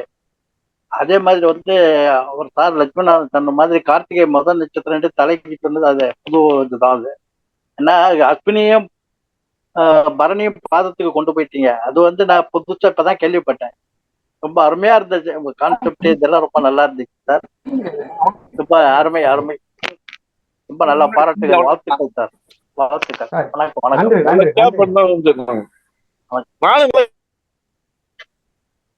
சரி, ரைட். நன்றிங்கய்யா, நன்றி. அடுத்து வெங்கடாச்சலம் சுரேஷ் ஐயா. ஐயா நீங்க பேசணும். ஐயா வணக்கம் ஐயா. வணக்கம். ஐயா நீங்க இந்த நட்சத்திரங்களின் உடல் உறுப்புகள் சொன்னீங்க. அது கொஞ்சம் நல்ல ஸ்பீடா போயிட்டீங்க. கொஞ்சம் மெதுவா சொல்லியிருந்தா எல்லாருக்குமே அது யூஸ்ஃபுல்லா இருந்திருக்கும். கொஞ்சம் நல்ல ஸ்பீடாவே எடுக்கிறீங்க. பட் எல்லாருமே அடிப்படை ஸ்டேஜ்ல இருக்கிறதுனால கொஞ்சம் நாங்கெல்லாம் கொஞ்சம் பிக்கப் பண்றதுக்கு கொஞ்சம் எங்களுக்கு கொஞ்சம் கஷ்டமா இருக்குதுங்க. ஐயா வெங்கடாச்சலம் தகவலுக்கு இந்த விஷயம் வந்து ஆஸ்ட்ரோ ஸ்டார் அகாடமி யூடியூப்லயும் லைவ் போயிட்டு இருக்கு. இன்கேஸ் நீங்க இதே வீடியோவை பின்னால பாக்கணும்னு நினைச்சீங்கன்னா அந்த யூடியூப்ல போய் கூட போட்டு பாருங்க. ஏன்னா சில நேரங்கள்ல நேரத்துல ஐயா முடிச்சுட்டாங்க. எனக்கே ஆச்சரியமா இருக்கு, சீக்கிரமே முடிச்சுட்டாங்கன்னு. ஆனா யூஸ்வலா நிறைய விஷயம் அந்த வேகமா சொல்லணும்ன்றது அது அவங்களுடைய நேச்சர். சோ அதனால இன்கேஸ் இப்ப ஐயா சொல்றதுன்னா சொல்லலாம், பட்சத்தில் நீங்க யூடியூப்ப பாத்துக்கலாம். இது ஒரு ஷார்ட்ல போட்டா நல்லா இருக்கும் சார். இடையில் பேச வேண்டாம். சொல்லுங்க சார். ஐயா ஜெயபாபா ஐயா. ஐயா வணக்கம். அதாவது கேள்வி கேட்கிறாங்களா? சொல்லுங்க ஐயா. ஐயா நீங்க அந்த கொஞ்சம் விடுபடுத்த மட்டும் கொஞ்சம் சொல்ல முடியுங்களா? அனுசம், கேட்டை, பூராடம், உத்திராடம் இத கொஞ்சம் சொல்ல முடியுங்களா? அனுசம் அதாவது இப்ப மறுபடியும் அதை திரும்பி சொல்ற மாதிரி இருக்கு இல்லையா? அது வந்து எப்படி நான் அடுத்த கேள்வி கேளுங்க. ஏதாவது உங்களுக்கு இந்த இதுல ஏதாவது உங்களுக்கு சந்தேகம் இருந்தா கேள்வி கேட்டா நான் சொன்னா நல்லா இருக்கும். அதே பார்த்தேன். உங்களுக்கு சந்தேகம் இருந்தா கேட்கலாம் இல்லையா? சரிங்க. இப்போ ஒரு கிரகம் வந்து அஸ்தமனத்துல இருக்குதுன்னு வச்சுக்கோங்களேன். அந்த கிரகங்கள் வந்து அஸ்தமனத்துல இருக்கும்போது அது என்ன மாதிரி நம்மளுக்கு ஐ மீன் இந்த நட்சத்திர உடல் உறுப்புகள்னு சொல்றீங்க. அப்ப அந்த கிரகங்கள் அஸ்தமனத்துல இருக்கும்போது எந்த மாதிரி பலனை கொடுக்கும்? இப்ப பொதுவா அப்படி கேட்கறத விட ஒரு கிரகம் அஸ்தமனத்துல இருக்கும்போது பாரம்பரியத்துல என்ன சொல்றோம், அது தன்னுடைய காரகத்துவத்தை இழந்துருதுன்னு சொல்றோம். ஆனா அந்த கிரகம் என்ன நட்சத்திரத்துல இருக்கோ நட்சத்திராதிபதி எப்படி இருக்கான்னு பாக்கணுமா இல்லையா? சரி, ஓகே ஓகே. அவர் தானே பலன் தரப்போறாரு. கண்டிப்பா கண்டிப்பா. Okay okay. எப்படின்னா இப்ப புதன் வந்து திருவோணத்துல இருக்காருங்களா? இப்ப புதன் திருவோணத்துல இருக்குது, புதன் வந்து அஸ்தமனம் ஆகாருன்னா அந்த சந்திரன் வந்து இப்ப எங்க இருக்காரு, எந்த பலன் கொடுக்கறாரு நம்ம எடுத்து பார்க்கணும் இல்லைங்களாங்கயா? அது அந்த அவர் நின்ற நட்சத்திரம் எந்ததுன்னு பாருங்க. புதன் நின்ற நட்சத்திரம் இல்லைங்களாங்கயா? புதன் நின்ற நட்சத்திரம் வந்து எந்த மாதிரியான அந்த நட்சத்திராதிபதி எப்படி இந்த ஜாதகத்துல இருக்காருன்னு பாருங்க. ஓகே கண்டிப்பா. அவர் 3ல இருக்காரு அப்படின்னு வச்சுக்கிறோங்க ஐயா. 3ல இருந்தாலும் பரவாயில்ல, என்ன மாதிரியான பொசிஷன்ல இருக்காருன்னு பாருங்க. ஆட்சியில இருக்காரா, உச்சத்துல இருக்காரா, இப்ப மேசத்துல இருக்காரா? Okay okay okay. மேசத்துல இருக்காருங்க ஐயா. அது அந்த மாதிரி மேசத்துல 10 டிகிரில இருந்தா அவங்க உத்தமத்துல இருக்கணுமா? ஆமாங்க ஐயா. ஆமா ஆமா ஆமா அப்படின்னு பலன். சரிங்க சரிங்க. சரிங்க, நன்றி. ஒண்ணுமில்ல, நீங்க கேட்க கேள்வி சரிதான். Okay okay. ஒரு கிரகம் அஸ்தமானம் இருந்தாலும் சரி, அது வக்கரமா இருந்தாலும் சரி, எப்படி இருந்தாலும் அது நின்ன நட்சத்திராதிபதியும் ஓகே அந்த உயிர் கிரகமும் அது நின்ற நட்சத்திர உடல் கிரகமும் யோகஸ்தானத்துல இருந்தாலோ உச்சஸ்தானத்துல இருந்தாலோ நட்பு கிரகங்களோட சம்பந்தப்பட்டதாலும் நல்லா அதை செய்வாங்கல்ல. ஓகே ஓகே ஓகேங்க. ஓகே அப்படின்னு சொல்றேன். நன்றி நன்றியா. நன்றிங்க நன்றிங்க. நன்றி வெங்கடாச்சலம் சுரேஷ் சார். நன்றிங்க.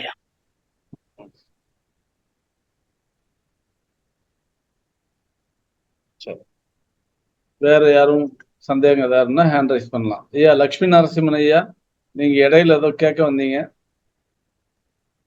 சார். இப்ப இந்த நட்சத்திரத்தை பத்தி சொன்னால, கிருத்திகை நட்சத்திரம் தலை, அதை வந்து ஒரு சார்ட் மாதிரி போட்டு நம்மள இதுல போட்டு விட்டாங்க, வந்து காப்பி பண்ணிப்பாங்க. அதுக்கோசரம் சொல்ல வந்தேன். போட்டு விட்டோம். சரி, இந்த இந்த இந்த ஒரு விஷயம் வந்து அவங்க மீனாட்டு நாடி நட்சத்திர சித்தாந்தம்னு ஒரு புத்தகமே இருக்கு. அது ஐயாட்ட வாங்கலாம்.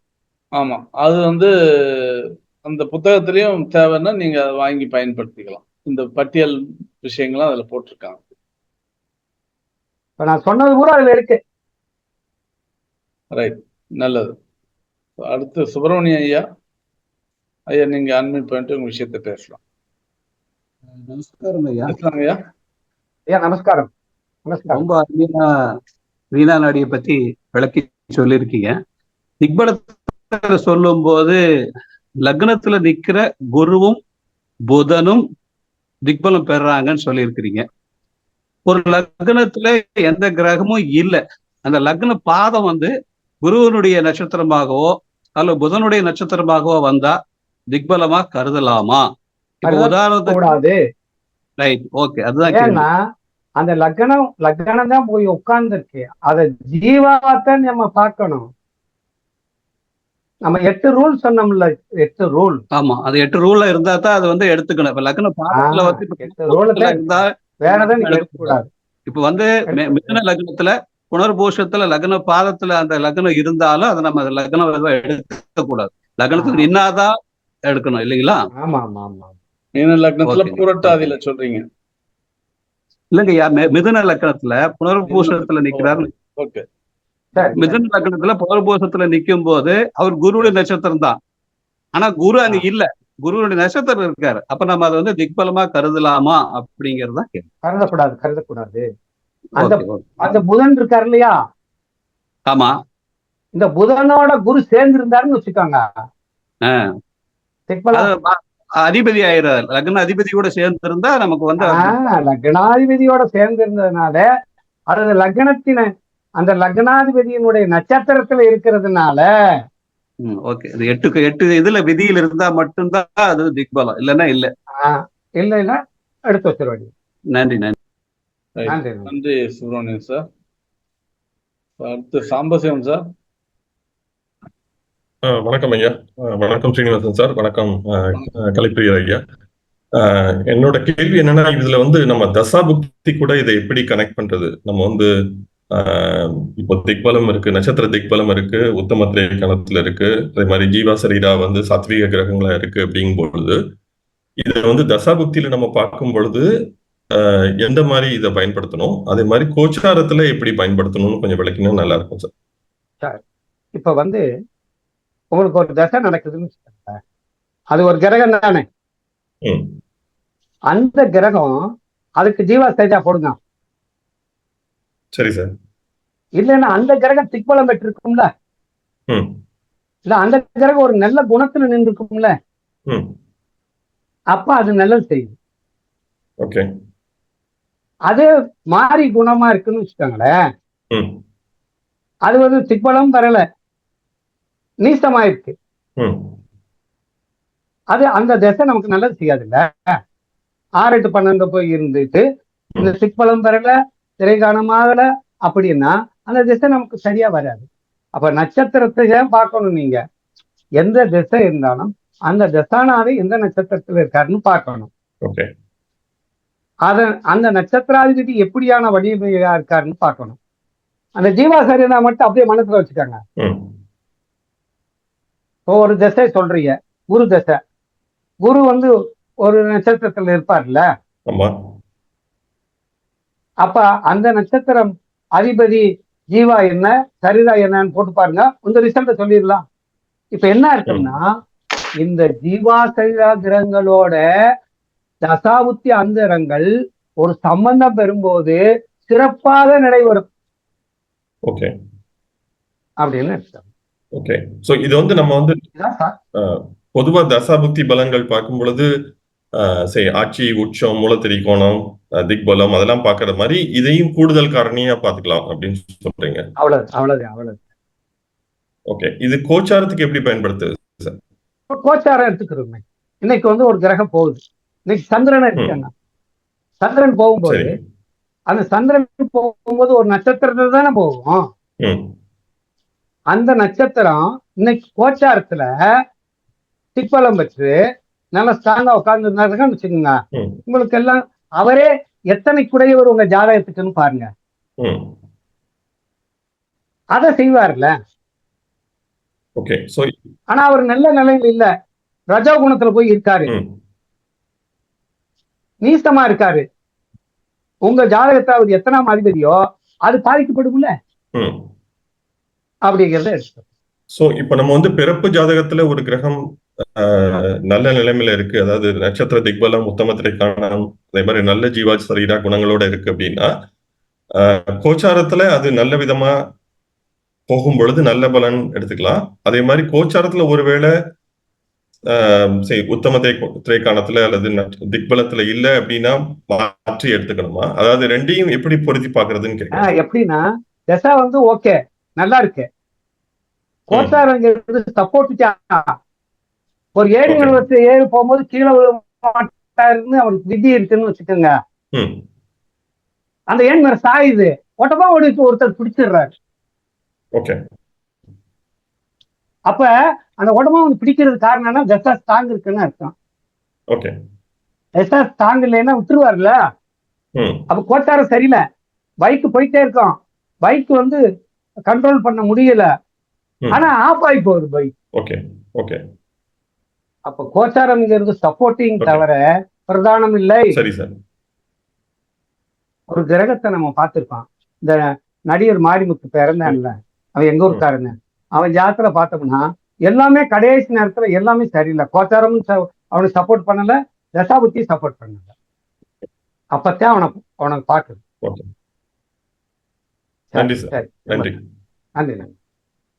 நன்றி சாம்பசிவம் சார், நன்றி. அடுத்து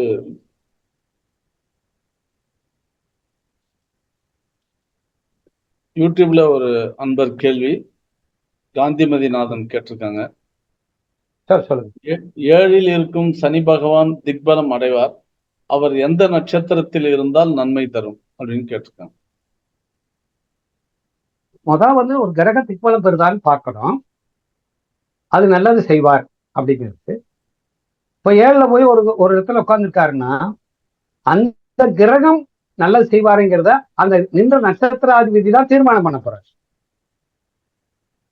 இப்போ கும்பத்துல போய் புரட்டாதி நட்சத்திரத்துல, சிம்ம லக்னத்துக்கு புரட்டாதி நட்சத்திரத்துல கும்பத்துல இருக்காருன்னு வச்சுக்கோங்க, ஆனா அவர் திக்பலம் தானே, நல்ல மனைவி தானே வரும். ஆனா அந்த நட்சத்திராதிபதி அவர் உட்கார்ந்த பூரட்டாதி இருக்கு இல்லையா, அந்த குரு போய் நீசமா இருக்காருன்னு வச்சுக்கோங்களேன், 12ஆம் இடத்துல நல்ல மனைவி வரும், எல்லாமே வரும், சண்டை போட்டுக்கிட்டே இருக்குமா இருக்காதா, கோபம் பண்ணிக்கிட்டே இருக்கும், பிரச்சனை உருவாக்கிட்டே இருக்கும். ஏன்? அது நின்ற நட்சத்திரம் நல்லா இல்ல, அது வந்து நீசமாயிடுச்சு. மகரத்துல போய் என்ன ஆயிடுச்சு, நீசமாயிடுச்சு. கடகத்துல இருந்தா உச்சமாயிரும் இல்லையா, 12ஆம் இடத்துல இருந்தாலும் கடகத்துல போனா உச்சமாயிருது.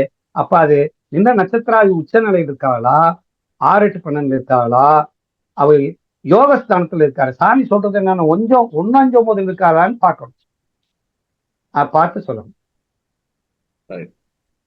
ஓகே, நன்றி, நன்றிங்க ஐயா. காந்திமதிநாதன் அவர்களுக்கு பதில் கிடைச்சிருக்கு நம்புறோம். ரைட்டுங்க. வேறு யாரும் கேள்விகள் இருந்தா கேட்கலாம், அல்லது நிகழ்ச்சியோட நிறைவுக்கு போகலாம். சார் கேள்வி கேட்கலாமா சார்? ஒரே ஒரு சின்ன கேள்வி தான். யார் பேச? கேளுங்க. ஹேண்ட் ரைஸ் பண்ணலாமே. பண்ணலாம், அதுக்குள்ள நீ கேட்டு. சரி, ரைட்டு. கேட்கலாம், கேளுங்க. ஐயா வணக்கம் ஐயா. ஜீவா சரீரா அப்படின்னு ஒரு நல்ல ஒரு பெரிய டாபிக் மாதிரி தெரியுது. அதனால முக்கியத்துவமே ஜீவா சரீரா தான் சொல்ல வர்றீங்க. இப்ப அதுலதான் ஒரு டவுட். இப்ப குரு பரநிலை ஏறி இருக்குன்னா அது சுக்கிரன் சாரநாதன் இல்லைங்களா? அந்த சாரனுடைய நாதன் சுக்கிரன். அந்த சுக்கிரனை ஜீவா அப்படின்னு சொல்றீங்க, அப்படித்தானே? ஆமா. அப்ப சுக்கிரன் ஒரு உத்திரம் நட்சத்திரத்துல ஏறி இருக்கு. தட் இஸ் சூரியன். அப்ப சரீரா அவ்வளவுதான். இதுதான் கான்செப்ட். இவ்வளவுதானாங்கிற வேற ஏதாவது இருக்காதுல? இல்ல, இந்த கான்செப்ட புரிஞ்சுட்டு இந்த 2 கிரகம் இருக்கு இல்லையா? ஆமா. இப்ப சுக்கிரன் ஜீவாவா மாறிடுறாரு. ஆமா. ஆனா அந்த சுக்கிரன் ரிஷபத்துல போய் உட்கார்ந்து இருக்காரு. ஆமா. ரிஷபத்துல உட்கார்ந்து கூட ஒரு கிரகம் உட்கார்ந்து இருக்காருன்னு வச்சுக்கோங்க. சரி. அங்க ரிஷபத்துல ஆட்சி பெற்றதுனால அவர் ஜீவா பதவியே வச்சு தருவாரு. சரி.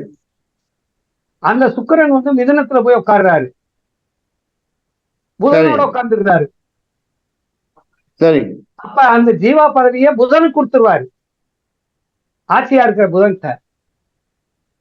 சரி. அப்ப நீங்க சொன்ன மாதிரி மேசத்தில் இருக்கும் ஒரு கிரகத்திற்கு ஜீவனாக யார் வரப்போறா? புதன்.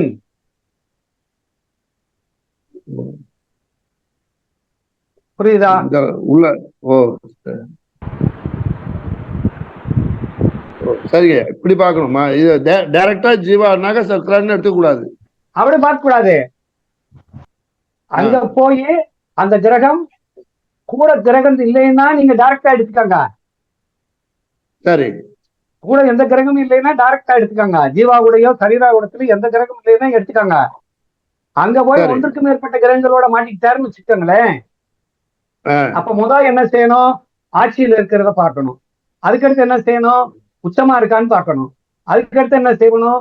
திக்பலத்தில் இருக்கான்னு பார்க்கணும். திக்பலத்துல 2 கிரகம் இருந்தா உயர்ந்த சித்தத்தில் இருக்கான்னு பார்க்கணும்.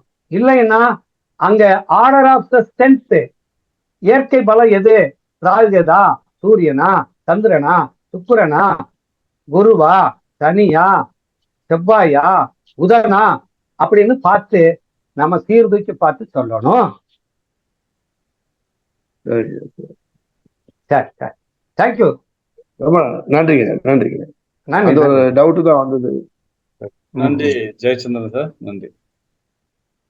அடுத்து குமார். குமார் ஐயா, நீங்க அந்த புக்கு ஐயா சொன்னாரு. சொல்லுங்க. புக்கு எங்க கிடைக்கும், எப்படி யாருக்கிட்ட வாங்கணும்ன்றதுதான். நட்சத்திர ஸ்டார் அகாடமி அலுவலகம் புக்கு. ஆமாயா, அங்க வாங்கிக்கலாங்களா? அலுவலகத்திலே கிடைக்கும். சரிங்கய்யா, நன்றி. ரைட், நன்றி நன்றி.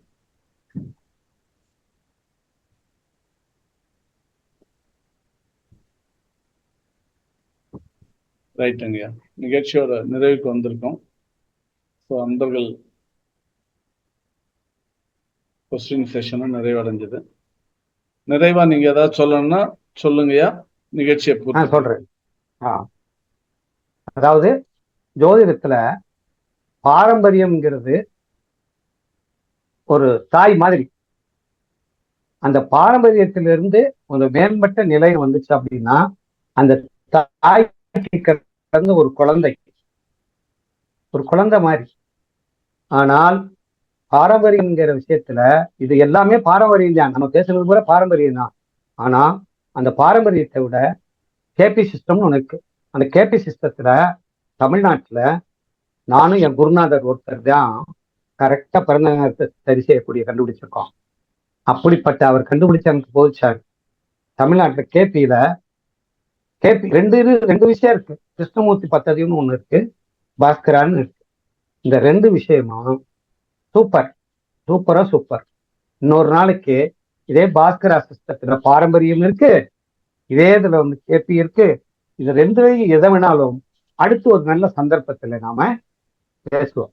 அதனால நீங்க ஜோதிடத்தை படிக்கணும்னா என்ன வேணும்? சாமி என்ன சொல்றாருன்னா, ஜோதிடம் என்பது ஒரு கணிதம். அது அனுபவ ரீதியா போட்டு பார்க்கணும்.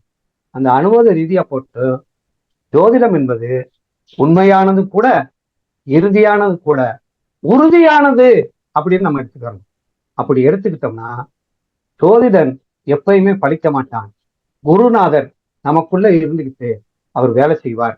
இப்ப பாருங்க, இந்த மீனாட்டு நாடியை உருவாக்குன ராகவாச்சாரியாருக்கு ஒரு நல்ல குருநாதர் சீனிவாசராவ் தான் கிடைச்சிட்டாங்க.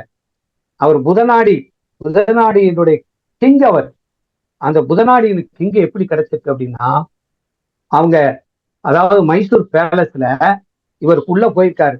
அங்க ஆஸ்தான ஜோதிடர் இருக்கும்போது ஒரு ஏடு கிடைச்சிருக்கு. அந்த ஏடு இவரை கூப்பிடுறது மாதிரி இருந்துச்சு. போய் அந்த ஏடை எடுத்து படிச்சு பார்க்கும்போதுதான் புதநாடியினுடைய அத்தனை கான்செப்ட் இருக்கு. அந்த பூரா படிச்சுட்டு கடைசியில் அதை கொண்டு போய் காவேரி ஆற்றுல விட சொல்லி அதில் இருக்கு. அதை கொண்டு போய் விட்டுட்டாரு. அவர் சொன்ன விஷயம் பூதநாடி விஷயம். அப்படிப்பட்ட அந்த பூதநாடி சீனிவாச சாஸ்திரிகளுடைய ஓடு பழகினவர் தான் நம்முடைய ராகவாச்சாரியர் அவர்கள். அவர்களை இந்த நேரத்துல அவருடைய மகன் ராஜா அவர்களையும் நாம என்ன செய்யணும்னா மனதார அவர்களை வணங்க வேண்டும். அவர்களுடைய ஆசீர்வாதம் நாம் இருந்தோம்னா நம்ம ஜோதிடத்துல இந்த ஈஸியா அந்த கலையை கத்துக்கிறோம். இந்த ஆர்வம் இருக்கும். இந்த ஆர்வம் இருக்கிறதுனாலதான் நான் தமிழ்நாட்டுல எத்தனை ஜோசியம் இருக்கோ அத்தனை ஜோசியத்தையும் படிச்சிருக்கேன் நான். அது காரணம் என்னன்னா ஆர்வம். அதனால இந்த ஆர்வத்தையும் உழைப்பையும் யோகத்தையும் நீங்க எடுத்து வந்துருச்சுன்னா உங்களுக்கு சாஸ்திரம் வந்துடும். சாஸ்திரத்தை படிக்கிறவங்க எப்பயுமேவும் ஒழுக்கமாக தெய்வ பக்தியோடு இருங்கள். அதுக்கு ஒரு நல்ல வாக்கியம். அவருக்கு கிடைத்தார் சீனிவாசன் ஐயா அவர்கள், நமக்கு கிடைத்திருக்காரு இந்த சீனிவாச ஐயா அவர்கள் ஜோதிடத்தை பரப்புறதுக்கு.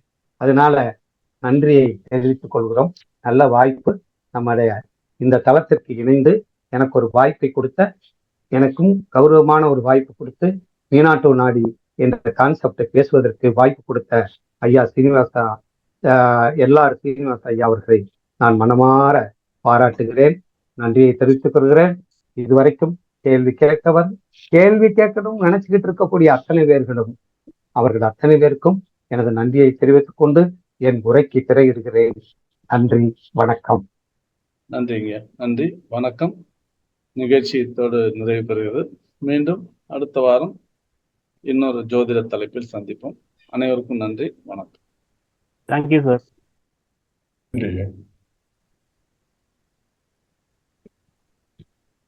Thank you, sir. Thank you. நன்றி ஐயா.